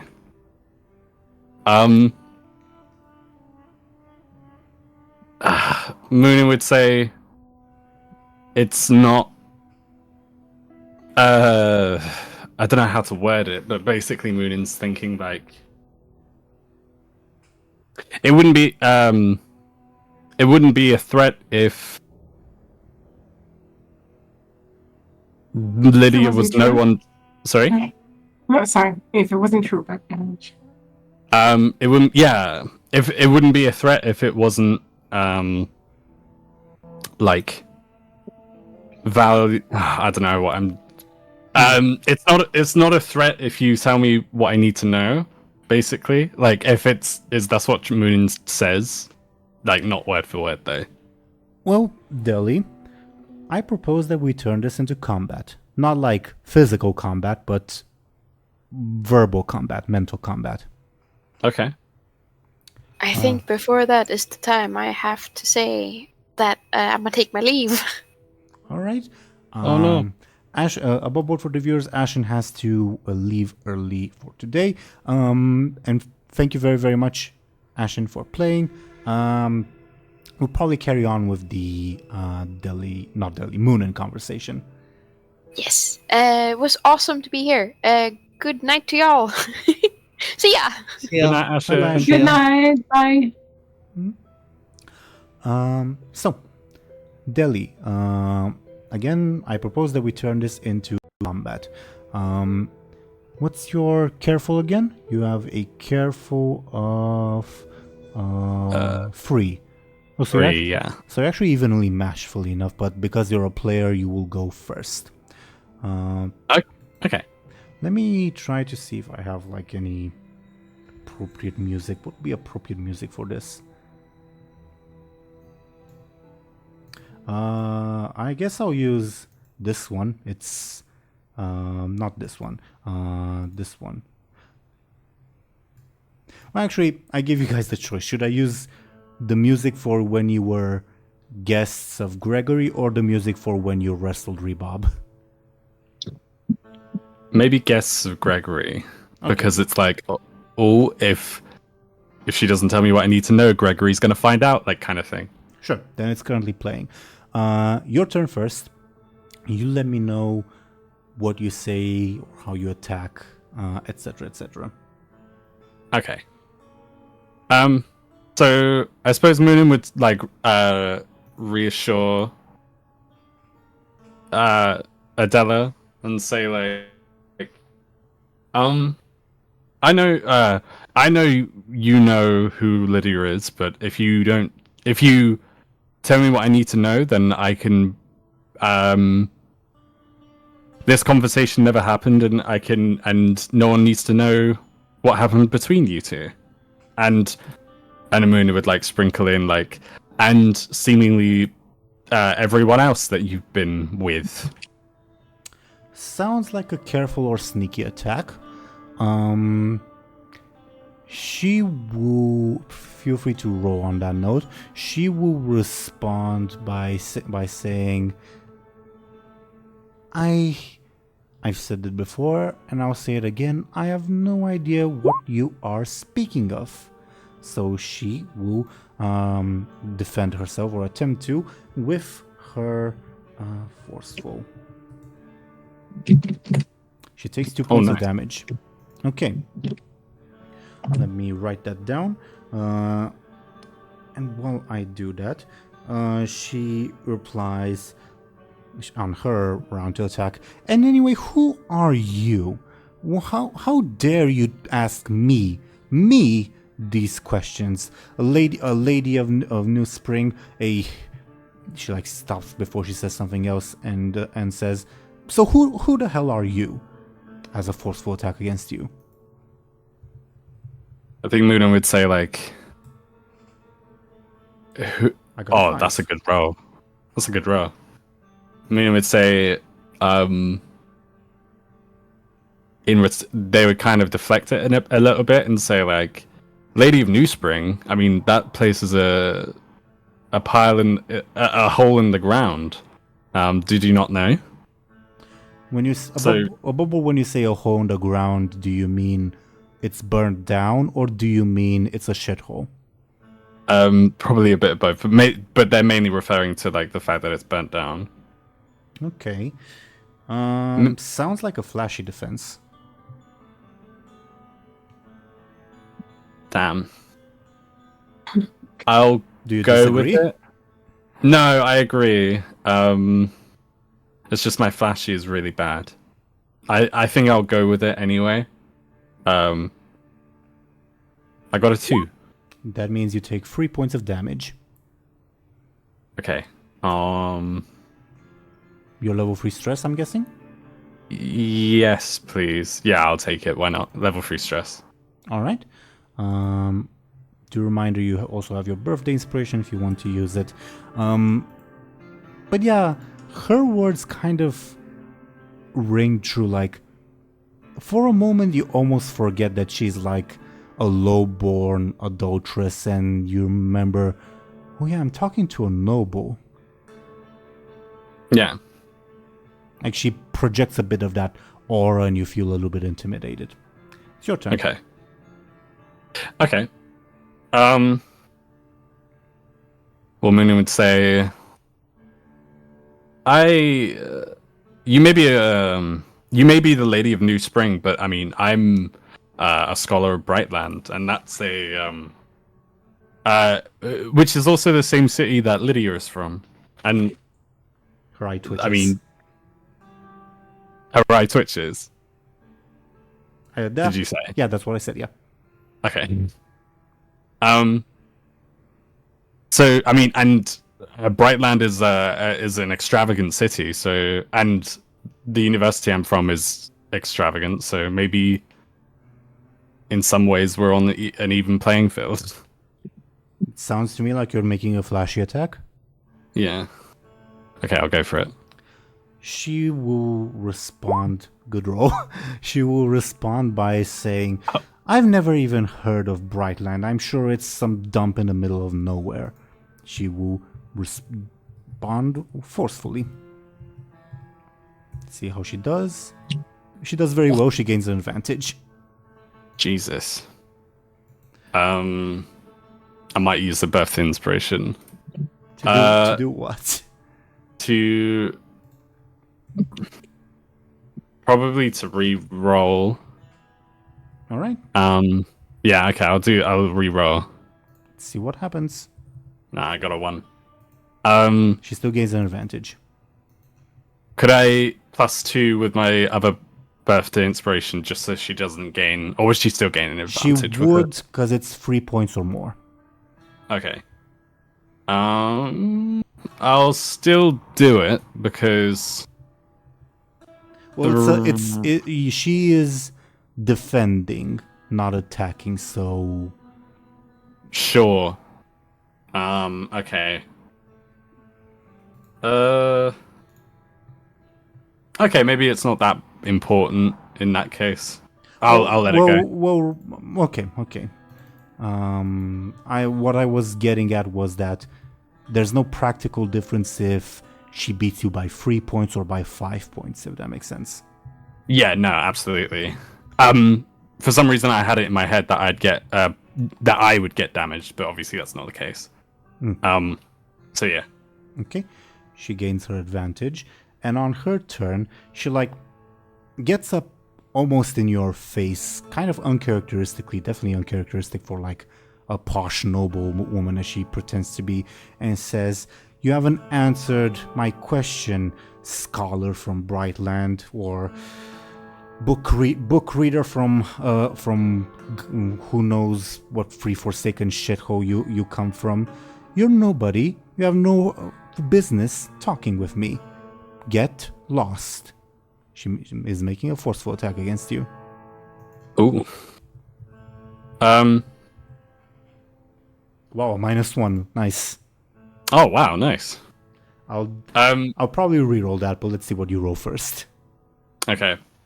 Muninn would say, "Listen, I have no I have no quarrel with you. If you like, as soon as you let me know what I need to know, we never need to see each other again." Sounds like a careful defense. Okay. I got a 3. Should I reroll? Yeah, I'll use my advantage to reroll. Because I got a critical fail, so let's see. A tie. Oh. Tie on an attack means she gets an advantage, so she just gets the advantage back. Okay. Bad news for you. You would have gotten an advantage on the -1, so I guess, yeah. Okay. Then it is your turn. Okay. Muninn would say, I know that you come from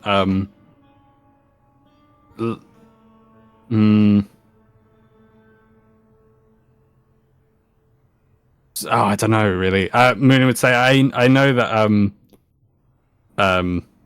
like judging by how you've reacted, I know that you've had multiple people. So if it would be quite a knock to your status if a low-born noblewoman was cheating on a high-born husband, assuming that he is high-born above board. Yes. Yeah. Sounds to me like a flashy or sneaky attack, I think. I'm trying to... Do you have like a reasoning for why it might be careful? Because I'm kind of undecided on that as well. No particular reason for being careful. Like, it's, if anything, it's not very careful because it's kind of a threat in a way. Okay.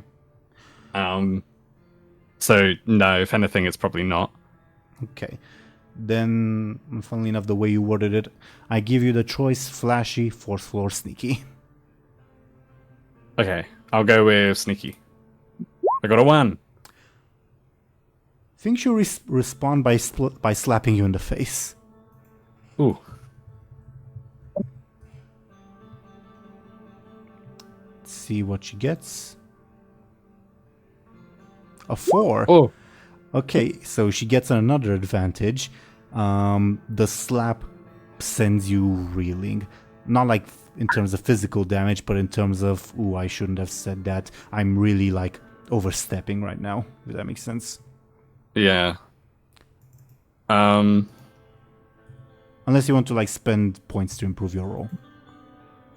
I think I'll spend points to improve my roll. I'll do birthday inspiration again. But spend an advantage to take away an advantage. Fair enough. She still slaps you. Still doesn't feel good, but not as like bad as before, I guess. On her turn, she says, "I have nothing to discuss with you. You're nothing but a rude mongrel from some free forsaken shithole. I think I am done with you," as a forceful attack. Oh. Muninn would defend saying like, okay, well, I mean, I don't need mutton anyway, so and I've got my horse to ride back to New Spring. Maybe I'll pay a little visit to Gregory. Again, based on the reasoning that like you came to, and yeah, it's flashy, forceful, or sneaky as a defense. I don't know. Do you have an argument for why it would be careful? Because I'm still undecided on it. Again, no, not really. I guess like it would be careful because no, I don't really have an argument, to be fair. Then none that wouldn't be like me just bullshitting. I mean, bullshitting is allowed, but still, it's flashy, forceful, or sneaky then. Okay. Ooh, I got a 1. How do you take 2 points of damage? I put it in my stress, my level 2. Yeah. Even though she obviously doesn't necessarily... Either she doesn't know much or she's bluffing about what she may or may not know about Brightland, you start to like feel, yeah, maybe Brightland is a shithole. Damn. Maybe I do come from nothing. But then you recover. And it's your turn. Yeah. Okay. Can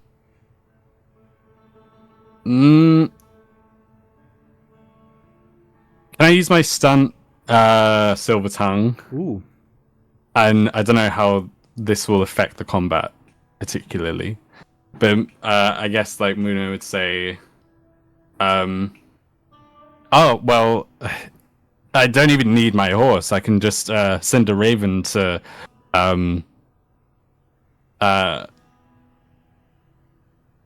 New Spring. Sorry, names and places and stuff like that. Muninn would say, I could even send a raven to New Spring, and it would get there quickly. In fact, like, Muninn would say, I'm gonna do it now, but all you need to do is say the word. Like, tell me what I need to know. Okay, I would treat that as a... Because it's a lie, I guess I'll go... Yeah, it's a lie. I'll go sneaky, and I'll give you, because it is your stunt, a +8 bonus to your attack. Okay. +8, oh my lord. Oh my lord. I got a 3 as well, so that's... 11. She will defend by feebly saying, you lie. But she clearly doesn't believe her words. A 4, so that's 10 points of damage to her, okay? How will she take 10 points of damage?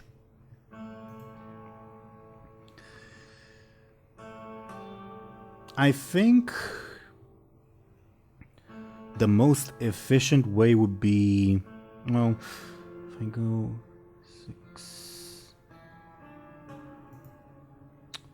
Yeah, I'll use Noble Arrogance, her advantage, and my 1 fate point to mitigate the damage, meaning that it's only 6 damage. I'm out of fate points for the encounter, by the way. And to make it so that she only takes her level 6 consequence. Okay.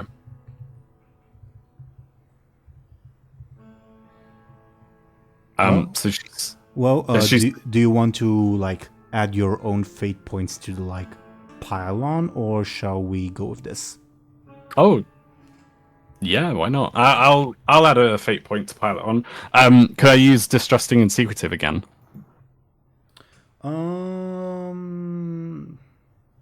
Persuade me. How does it relate? Because if they're being secretive, it means that they lie a lot, and they're lying about having a raven. Okay, it's an extravagant lie, but sure, fair enough. That means she'll also take her level 2 consequence. So, what's the level 2 consequence and what's the level 6 consequence you inflict on her? Ooh. Okay. Keeping in mind level 2 is like something minor, like say a bruise at most, and level 6 is something debilitating, crippling. Okay. Level 6 could be something like a spoiled marriage, or like a ruined marriage or something. Sure. Something or like I don't know, maybe like an affair, maybe I don't know, spoiled marriage. Yeah, okay, cool. I think spoiled And then marriages, yeah. Level 2 is like you know the feeling you get when you're anxious. Maybe just anxious. Yeah. Okay, yeah, that makes sense. Definitely. Muninn, even though you're telling the like most bullshit lie you've ever come up with, she seems intimidated, maybe even horrified. Because of your earlier role before the combat, you can like tell that she's like starting to think, wait, are my like ambitions ruined because Gregory will find out? Wait, how can I ever trust Gregory again? If he knows, maybe he knows even if this person doesn't tell him. Oh, what do I do? Basically, she will always have doubts in her husband because of you. Funnily enough, even though she's the one who cheated. Yeah. That's usually how it goes sometimes, to be fair. Yeah, because they know it about themselves. Yeah. They know there's no trust there. Never cheat on your partners. Yeah, but yeah, true. You sent her reeling. What will she do on her turn?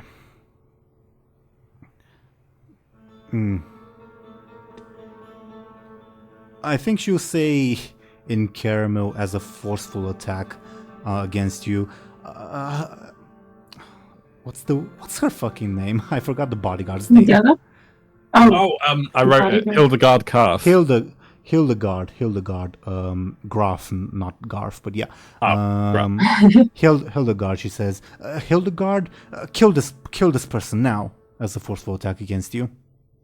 Ooh. Yeah. Muninn would say to Hildegard in Taiski, like, whoa, that's a bit unnecessary. We're just talking here. It sounds like a careful defense. Okay. I got a 5. You get an advantage. Just talking. Just chatting. I don't know. Okay. Hildegard hesitates as well because you're in a public area. Killing someone is, Yeah. On that note, it's your turn. Muninn would say, come to think of it, maybe I did, wait. There was something I was gonna do, and it was like, I can't remember now.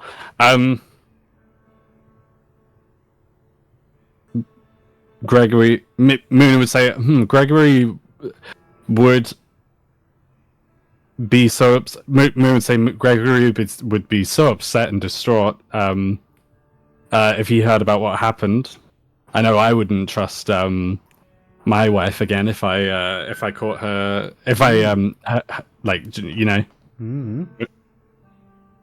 That's a good one. Either a sneaky or a careful attack. Careful. Got a 3. Above board, she doesn't particularly care about Gregory himself, but you're hitting her where it counts with maybe he won't trust you. She will oppose with her forceful in an attempt to convince herself that no, that's not true, basically. But she says nothing.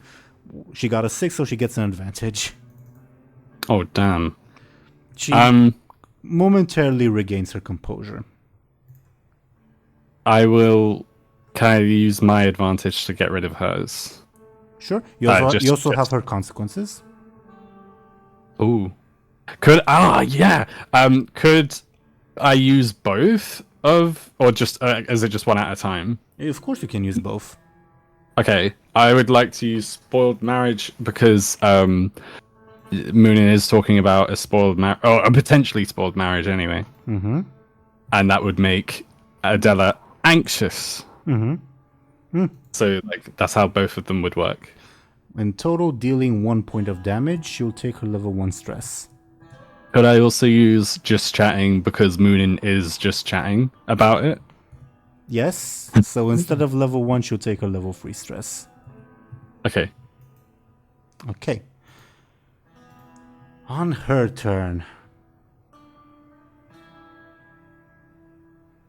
she starts sobbing and says, "Who the hell are you to come here to ruin me, to ruin my marriage, to ruin my plans for the future? Who the hell are you?" And she like starts like whatchamacallit, pointing at like shoving her finger in your chest aggressively, but she's clearly like impotent and desperate. She'll make a forceful attack against you.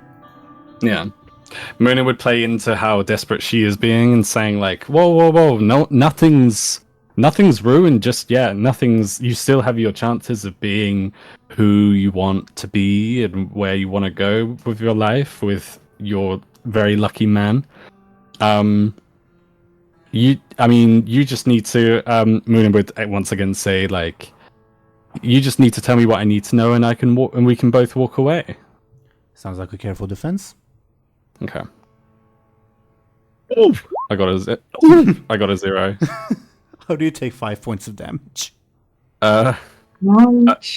Probably level 1. Hang on, let me double check. Level 1 stress and level 4 consequence. Okay. Perhaps. Okay. Level 4 consequence will be short of breath.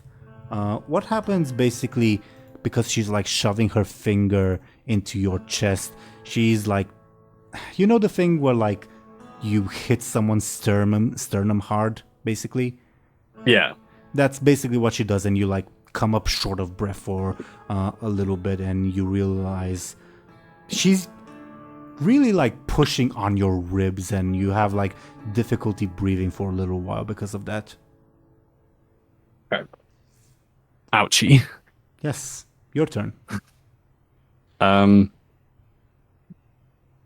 I would like to. Oh, hit my microphone. Sorry. Is it good? I'd like to use the Raven, perhaps the stunt, to make her skip her next turn. So maybe like, and I'll do it in a way that like makes sense to what Muninn is doing as well. Okay. So because Muninn would like try once again to appeal to Adela's like vulnerability, or appeal to her in her vulnerable state and say like,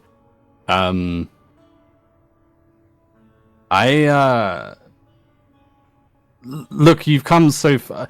You've come so far from where you started off in life, and look how far you could go.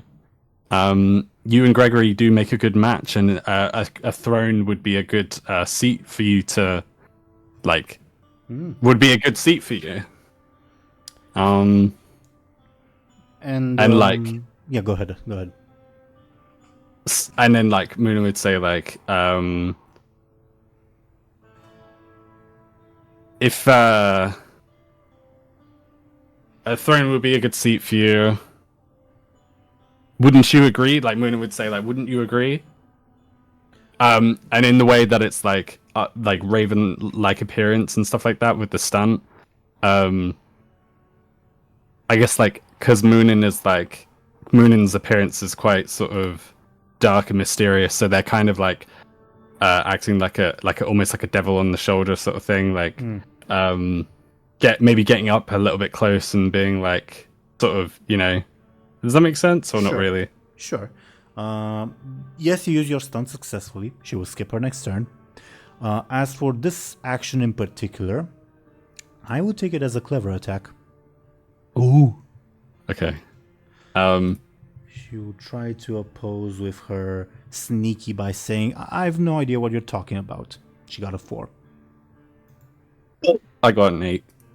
An 8. Okay, that's her level 4 consequence. How about promised throne, maybe? I don't know. What? As in, like, the name of the level 4 consequence. Oh, right.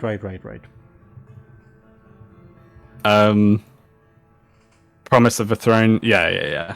Promised throne. Okay. This is a bizarre sight as she is simultaneously panicking and daydreaming. Yeah. She's because of your stun, she's for a little bit off in her own world, allowing you to have a turn once again.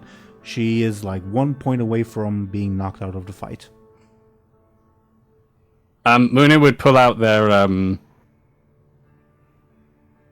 one of their tomes, and they would say like, "Look, this is what she looks like." And as they like scribble to a page, or not scribble, flip the pages, and on one of the pages it has like a draw, like a quite a rough drawing, but like a drawing nonetheless of like of Lydia, the woman that Muninn is looking for, or not looking for, but referring to. Is it like from the Titanic?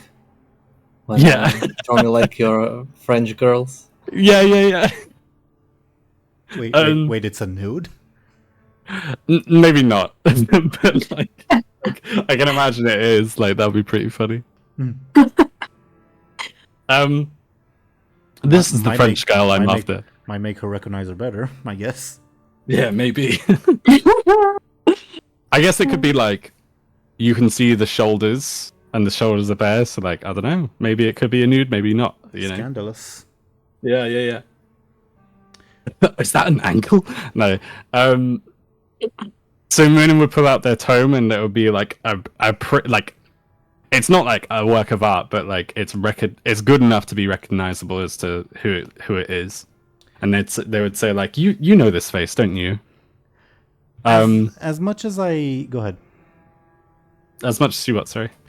As much as I love this as a way to like end the combat with a Muninn victory, I have to say this sounds like a very flashy attack.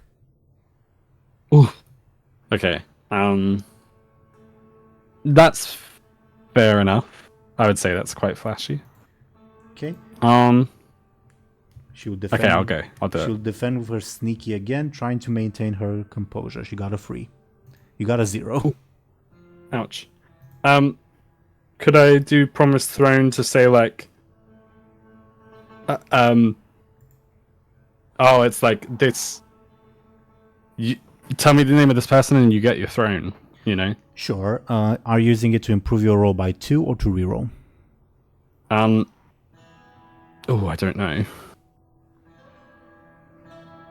Is there any chance that it can roll above 3 or not? Of course there is, mathematically, but... Okay, I'll Is it likely? I don't know. Yeah, I will reroll. Big money, big money. Big money. Yeah! Ah, okay. The same as last time. That sounds like I made it. Yeah. She... like... breathes in, breathes out to like calm herself a little bit, and like says with almost perfect poker face, "I've never met that person in my life." Above all, you know she's lying, but she successfully defends herself. Okay. Good news is because you used your thing, she doesn't get an advantage. Awesome. Now it's her turn because she has skipped a turn previously, but now it's her turn. She says, "Oh, this conversation seems completely fruitless.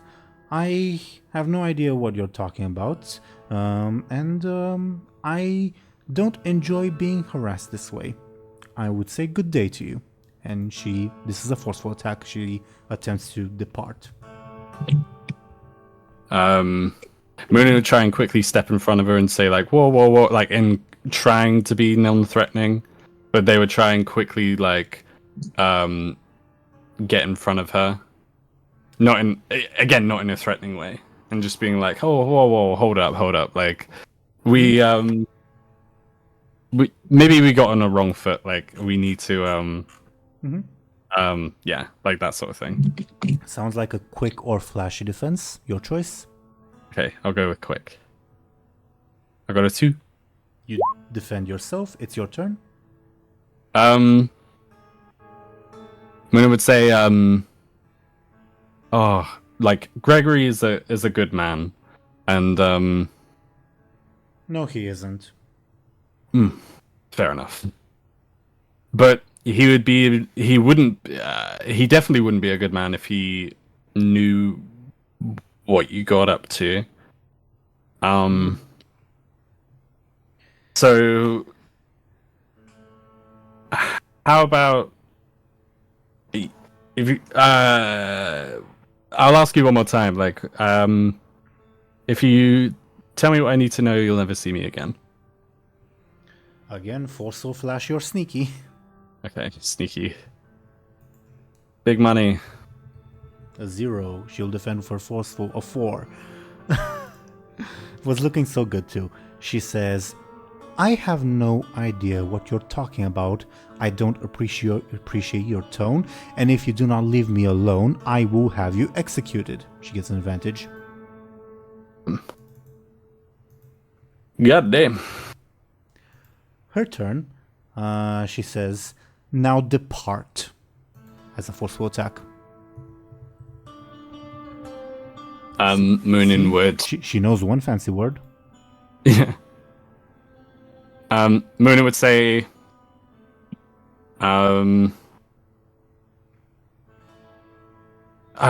we got so, and we were getting so, we've come this far. We like, do you know what I mean? Muninn saying like, we come this far, and you almost told me what I needed to know. Like, when, like, once the truth is out there, and you've told someone, wouldn't it be nice to get it off your chest, and the weight of the guilt would be off your shoulders? Sounds like a careful or clever defense. Oh, clever. Got a 4. You get an advantage because I got a 0. Another just chatting. Yeah. Your turn. Muninn would say like, consider this a chat with the priests. Like, I assume that they do this in the Rimlen universe. Yeah. Consider me like just another tree stump, a priest to confess to, and like once you tell me the truth will be buried. Sounds like go ahead. I think it made me a point. Like buried isn't like it's off her shoulders. Sounds like a careful or clever attack. Okay, clever. I'll go with clever. You try to deflect with forceful, a 5. Okay, tie. Ouch. She says, I have no idea what you're talking about again. As her forceful defense. Tie means you get an advantage. Could I use just chatting to +2 it? Sure. She'll use noble arrogance to tie it because one hit and she's out, so she can't afford that. Okay. The advantage that I'm pretty sure I can't, but the advantage that I just got, can I spend it immediately or not? No. Okay, yeah. Fair enough. Another charge on just chatting. Yeah. She says, so are you going to leave or not, cretin? She knows another fancy word. It's a forceful attack.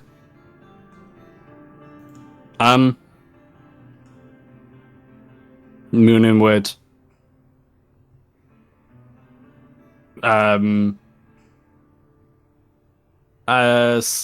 slowly back away and say like, it's not too late. Sounds like a careful defense. Yeah, sure. Oh, I got a 4. Tie means she gets an advantage. Your turn. Muninn would continue from what they were saying. It's not too late. Just say the words. Forceful or flashy, the way you said it, as an attack?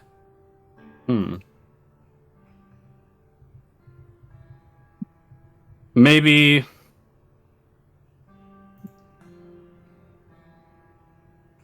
Instead, Muninn would say like, or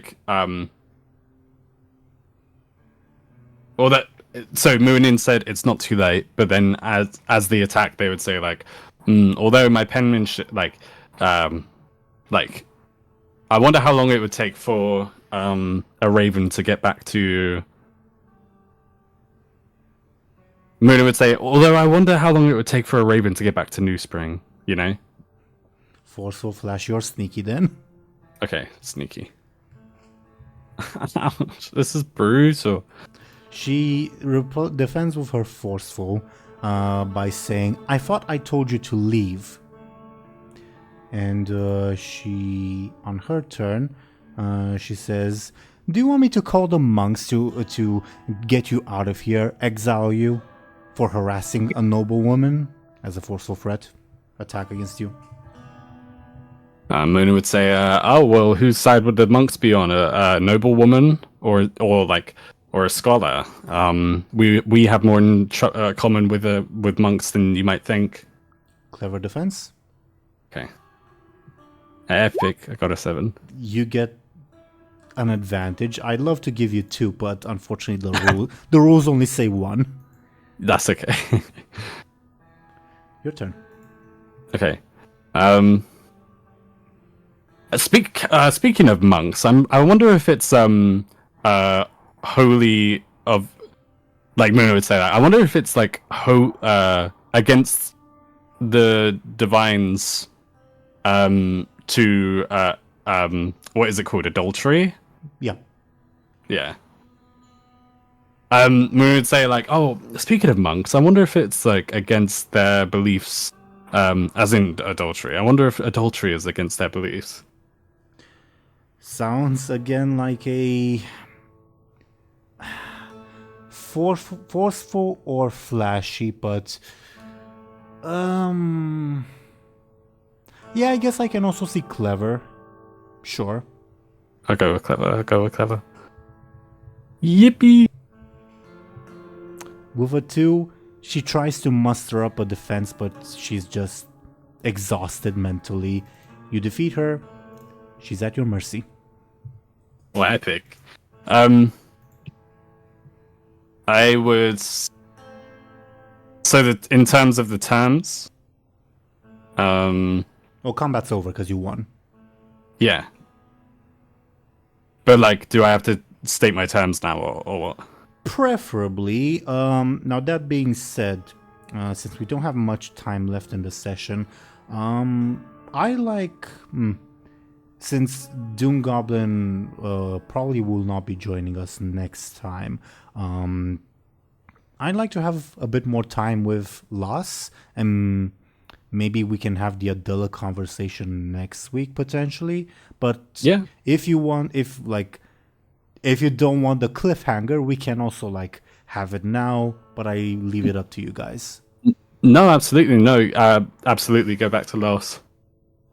The question is if like Illona just want. Okay. For the sake of argument, Illona loves this Muninn so much. She is so completely engrossed in eating, and after she finishes her plate, she goes to order more. Doesn't sound too out of character, can I say? When she gets up, Ribob, having calmed down from Las's stun, she says, you really are quite something. To Las. Oh, thanks. Was an honor to meet the great mercenary, he says genuinely. Yeah, work hard, eat a lot of potatoes, and maybe one day you'll be as great of a warrior as me. I think I'm quite decent myself. Maybe some other time we can have an arm wrestling match. Today you are my better, though. Yeah, maybe someday. I really should leave. Some other time. Yes, definitely. He gives you a nod, and Ribob is all smiles uncharacteristically, but Las doesn't know him, so he doesn't know it's uncharacteristic. Illona eventually returns and continues munching, and Las, I assume you get up? Sorry. Yeah, I'll be leaving. If you need me, I'll be by the carriage. Nice meeting you guys again. Ilona gives you a See ya. brief nod and then continues eating.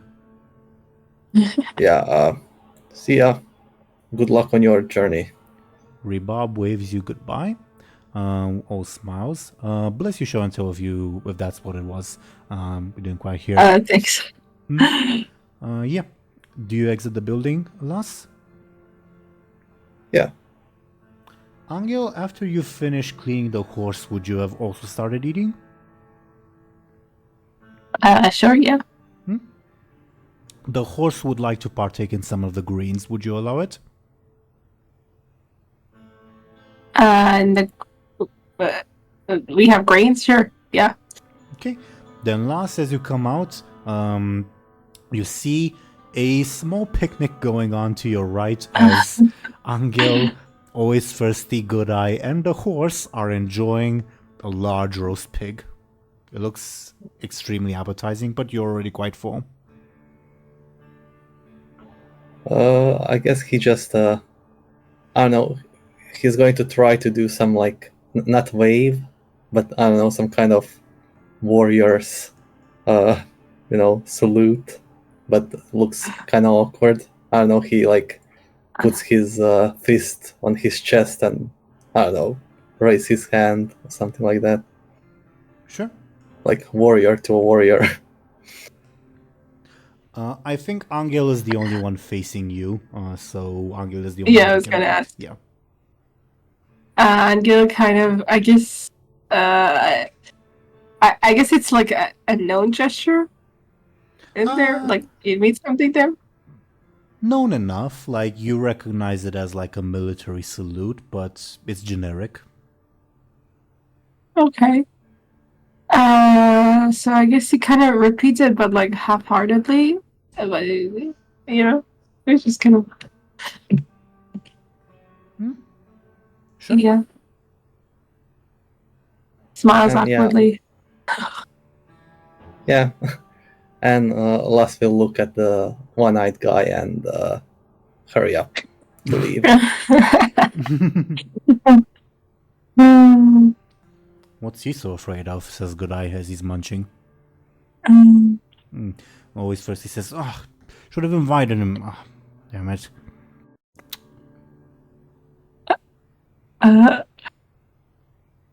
Angel doesn't say anything to that. The meal is quite lovely for you.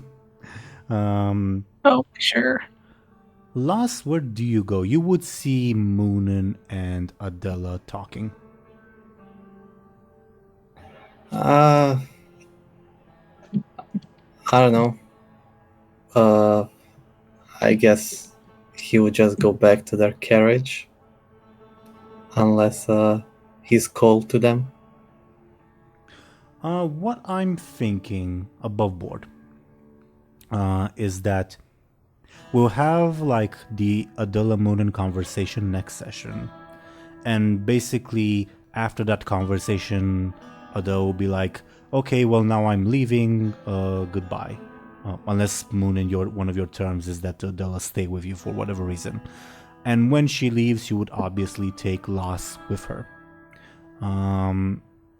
So I'm more so thinking DoomGoblin, maybe this is Las can come in sort of after that conversation and we can have the like Adela saying goodbye moment, I guess, now this session. Sure, if you don't mind messing with the timeline. Yes, we will mess with the timeline a little bit. Dely's the only one who can like really fuck it over if they decide that one of their conditions is that Adela stays behind for whatever reason. Yes. She has to travel with us. Last, you rejoin the scene. Hildegard looks mildly concerned. Adela looks as if she has tears in her eyes. We'll know next time what the hell was said. And Muninn, I'll let Dely decide their expression. Muninn would be like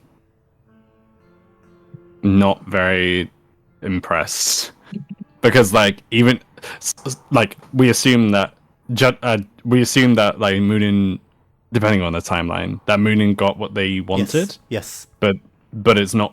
It hasn't satisfied them. If you know what I'm saying. Sure. I'm not sure, like, what Muninn would be satisfied by, but sure. Yeah, exactly. Like it's kind of like bittersweet that they got the information. Is what I'm saying. Okay, yeah, makes sense. Adela seems to be crying, and Las, you arrive on the scene awkwardly.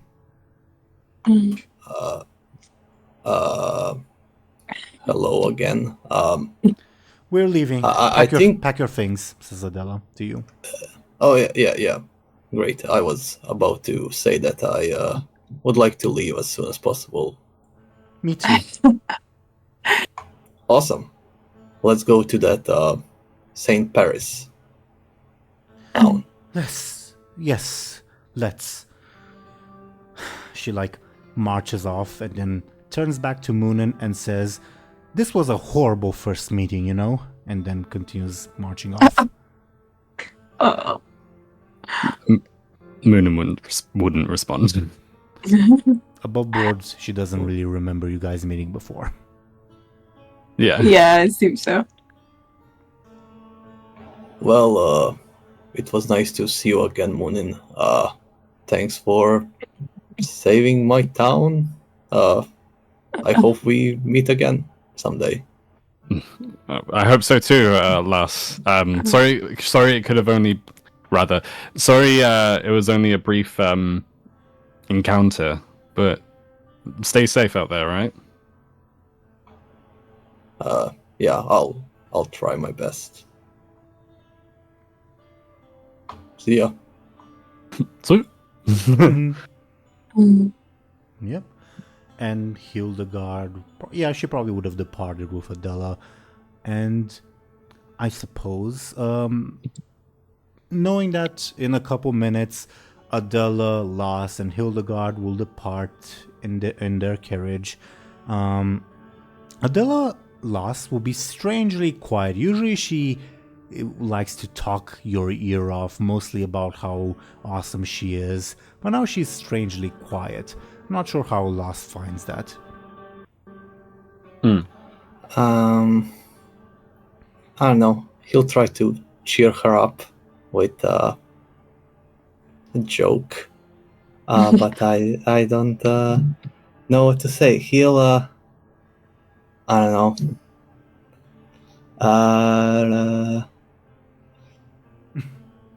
I honestly don't know what to say. Maybe something to make fun of Muninn, since he's the one who upset her. For the sake of Yeah. it, can I get a flashy from you? 9.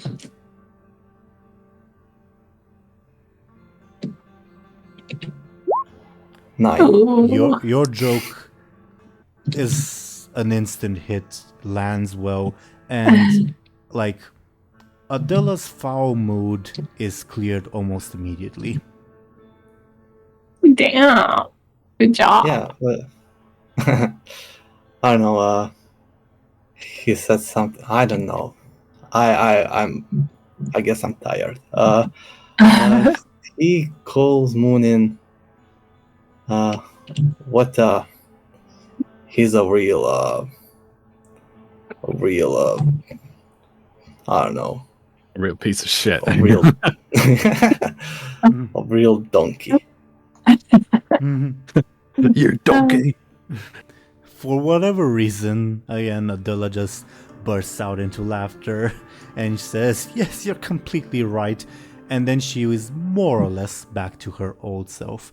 You do get the inkling that maybe something's wrong deep down, but she is all laughs and smiles for the duration of the journey, at least for, however long. So good on you for that. Yeah, Great. good ending for now. Yeah. So, I guess I should ask thoughts on today's episode? It was fun. Yeah, hell yeah. It was a lot of fun. I feel like I don't know, maybe I'm overthinking things. I feel like I may have taken up a lot of time with the argument with Adela, but like I don't know. Not necessarily. Since it was combat, that's mostly why it took up time. I guess I will say, full transparency for the viewers, because it's always not awkward, but like it's always finicky when you have a guest, because you have to, as a DM, plan, okay, something's gonna happen, but it's only gonna last one session. What do I do? Above board, I planned like a whole thing to happen that probably would have lasted like just one session, and I did say to the players, okay, something's gonna happen that's probably gonna last one session, so like don't go wandering off in search of the tree. But the talking portion of the episode, you guys talked so much that the event didn't even start, so I guess I'll save it for some other time. I was wondering. Okay. That's funny. I'll save it for some other time, or I guess maybe we can have it happen next session, I guess. But it'll be weird because it's designed for 4 people and there will be 3 of you. Yeah. So maybe we can save it for, I don't know, another time with labs, maybe. I think so too. I would not say that the effort is wasted either way. But yeah. DoomGoblin, what are your thoughts on the episode in general?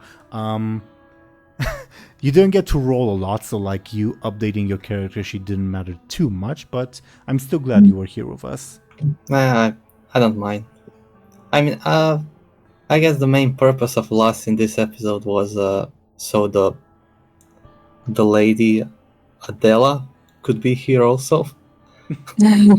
So you wouldn't have to wait to learn stuff from her, even though you'll have to wait a week now to resolve that. Anyway, but yeah. Yes, we Yeah, everyone kind of got split up, and in the other campaign when we had a guest, we were like doing something specific, so we couldn't really split up. But yeah, here we were in the open, and everyone went their way. Again, to be fair, I was planning on something to happen, but you guys decided, okay, well, Muninn really needs to have this conversation. So I thought to myself, okay, said something will happen after the conversation. Yeah, but yeah, it was fun joining you all again. And it was very, very playing fun. Lost again. It was very, very fun having you as well, DoomGoblin. And thank you very, very much for witnessing the bat signal, so to say. Yeah, I watch your episodes, when they come out. And thank you. It's real fun. And thank you for that. And we'll remember, say DoomGoblin's name 3 times in the mirror, and he may make a guest appearance. I mean, only one way to find out. Yeah, sure. But yeah, what are your guys' thoughts on the episode? That's what I'm trying to ask. Some stuff did happen, like other than the Moon and Adela conversation, like some Illona stuff, some Rebob stuff, obviously, some obviously a lot of Muninn stuff. Oh, I guess I'll mention, just for the sake of it, Rebob would have put Adela's journal back. He would have found a window somehow. Nice. Awesome. Good on me, Bob. Just to get that out of the way, I guess. Yeah. Mm-hmm. Yeah, no, it was cool. It was like obviously again it was cool to see Last back. It was interesting to see it, like to speak to Adela and everything. I'm really curious as to what you had planned, because Yeah. because just in general, but because of the whole like, oh, I don't want to spoil it. Like, if you, I mean, I can't spoil it because I don't know what you had planned. But the when you were like, oh yeah, this lamb is really mutton, sorry, is really really good. Like, yeah, you really like this mutton.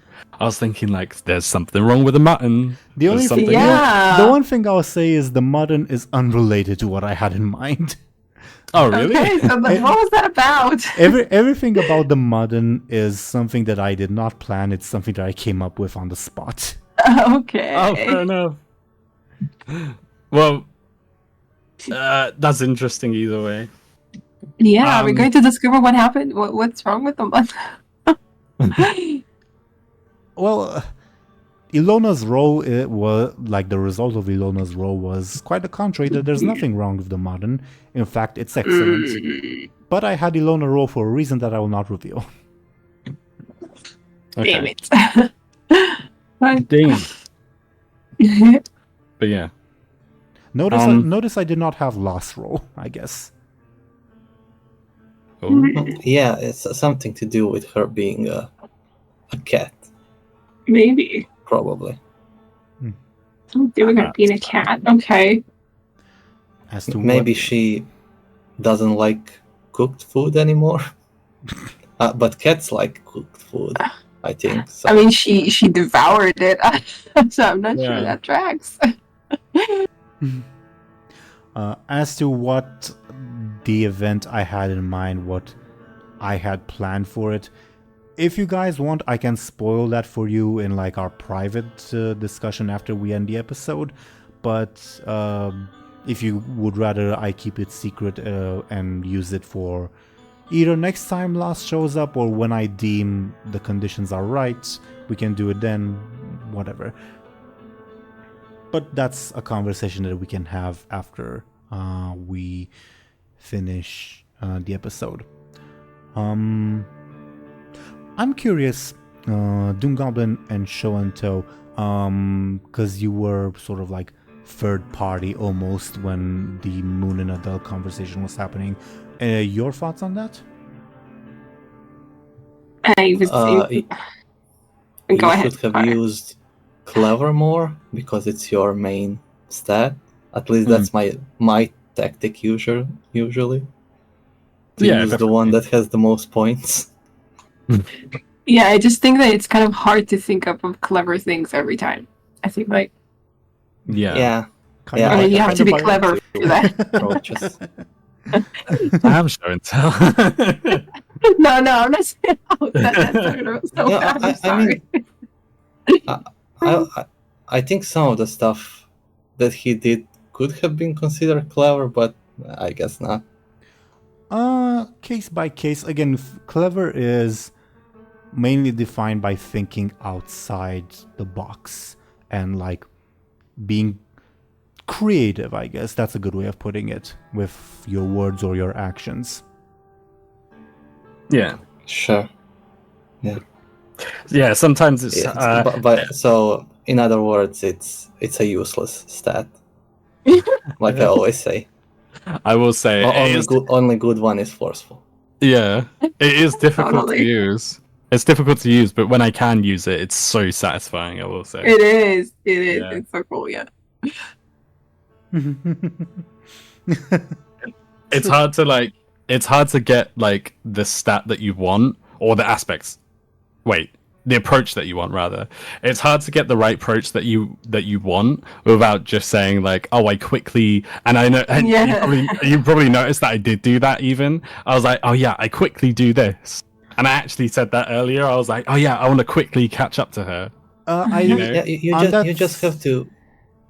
On that specific occasion, I did say it's quick or flashy because I'm in my mind's eye interpreted like one or two ways. Either like Muninn gets in front of her real quick to stop her in her tracks, or Muninn gets in front of her quickly, as they said, but more so not like to like stop her in her tracks, but to be intimidating and like flashily display their physical abilities. That's why I gave you the choice of quick or flash in that case. I can even see forceful being one, because it's like, oh, I'm trying to be intimidate, or like I'm trying to forcefully stop her from, So it's Yeah. like, yeah, Um, it is what it is. I will say, obviously, I make the judgment call, but feel free to argue with me. Would Teeironor, don't you think this is more flashy or more forceful rather than whatever else I say? And obviously, we'll have a conversation about the specific circumstances. It's my ruling at the end of the day, but as you saw, I'm perfectly open to allowing you to roll with your better stats. Yeah. I'm not rooting against you, I'm just here to make judgment calls, I guess. Yeah, definitely. Absolutely. You were saying something, DoomGoblin. I believe I wanted to say that if you want to use a specific approach, sometimes you can just like use a synonym of that word. With my other character, I usually just say I would like to swiftly do something instead of quickly. That works. And sometimes works, yeah. Yeah, you're right. It sounds a bit cheesy, of course, cheesy in terms of like cheesing the rules. But it's less than saying quickly. Sure, but it's a perfectly fair tactic, and like I'm not here to like say, oh, your character can't do that.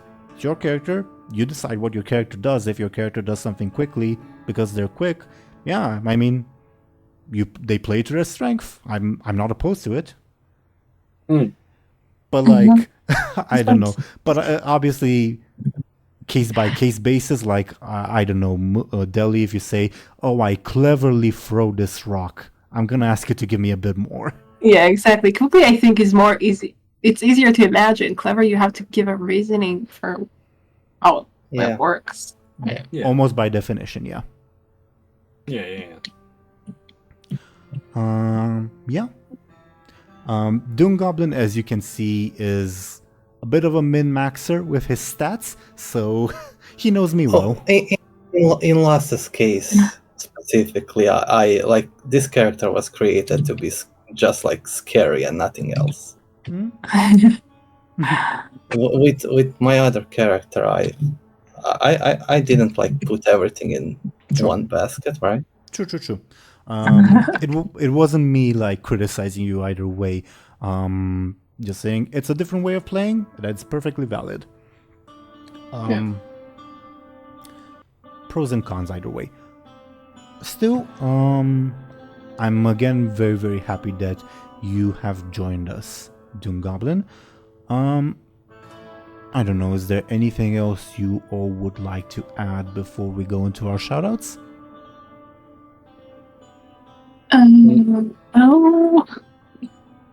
Not from me. I'm excited to see what you had planned in the future. If you do use it in another scenario. I probably will reuse it because I like what I came up with. So yeah. If I like an idea and I don't get to use it, I usually reincorporate it somehow. Yeah. Well, I'm excited to see it. Yeah, me too. Yeah.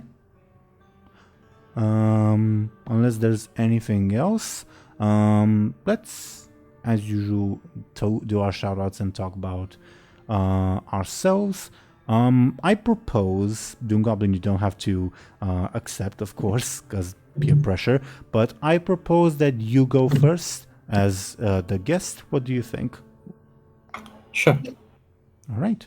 Please talk about yourself and what you are doing, DoomGoblin. Yeah, I'm DoomGoblin. I draw stuff, usually like fantasy characters and monsters and stuff like that.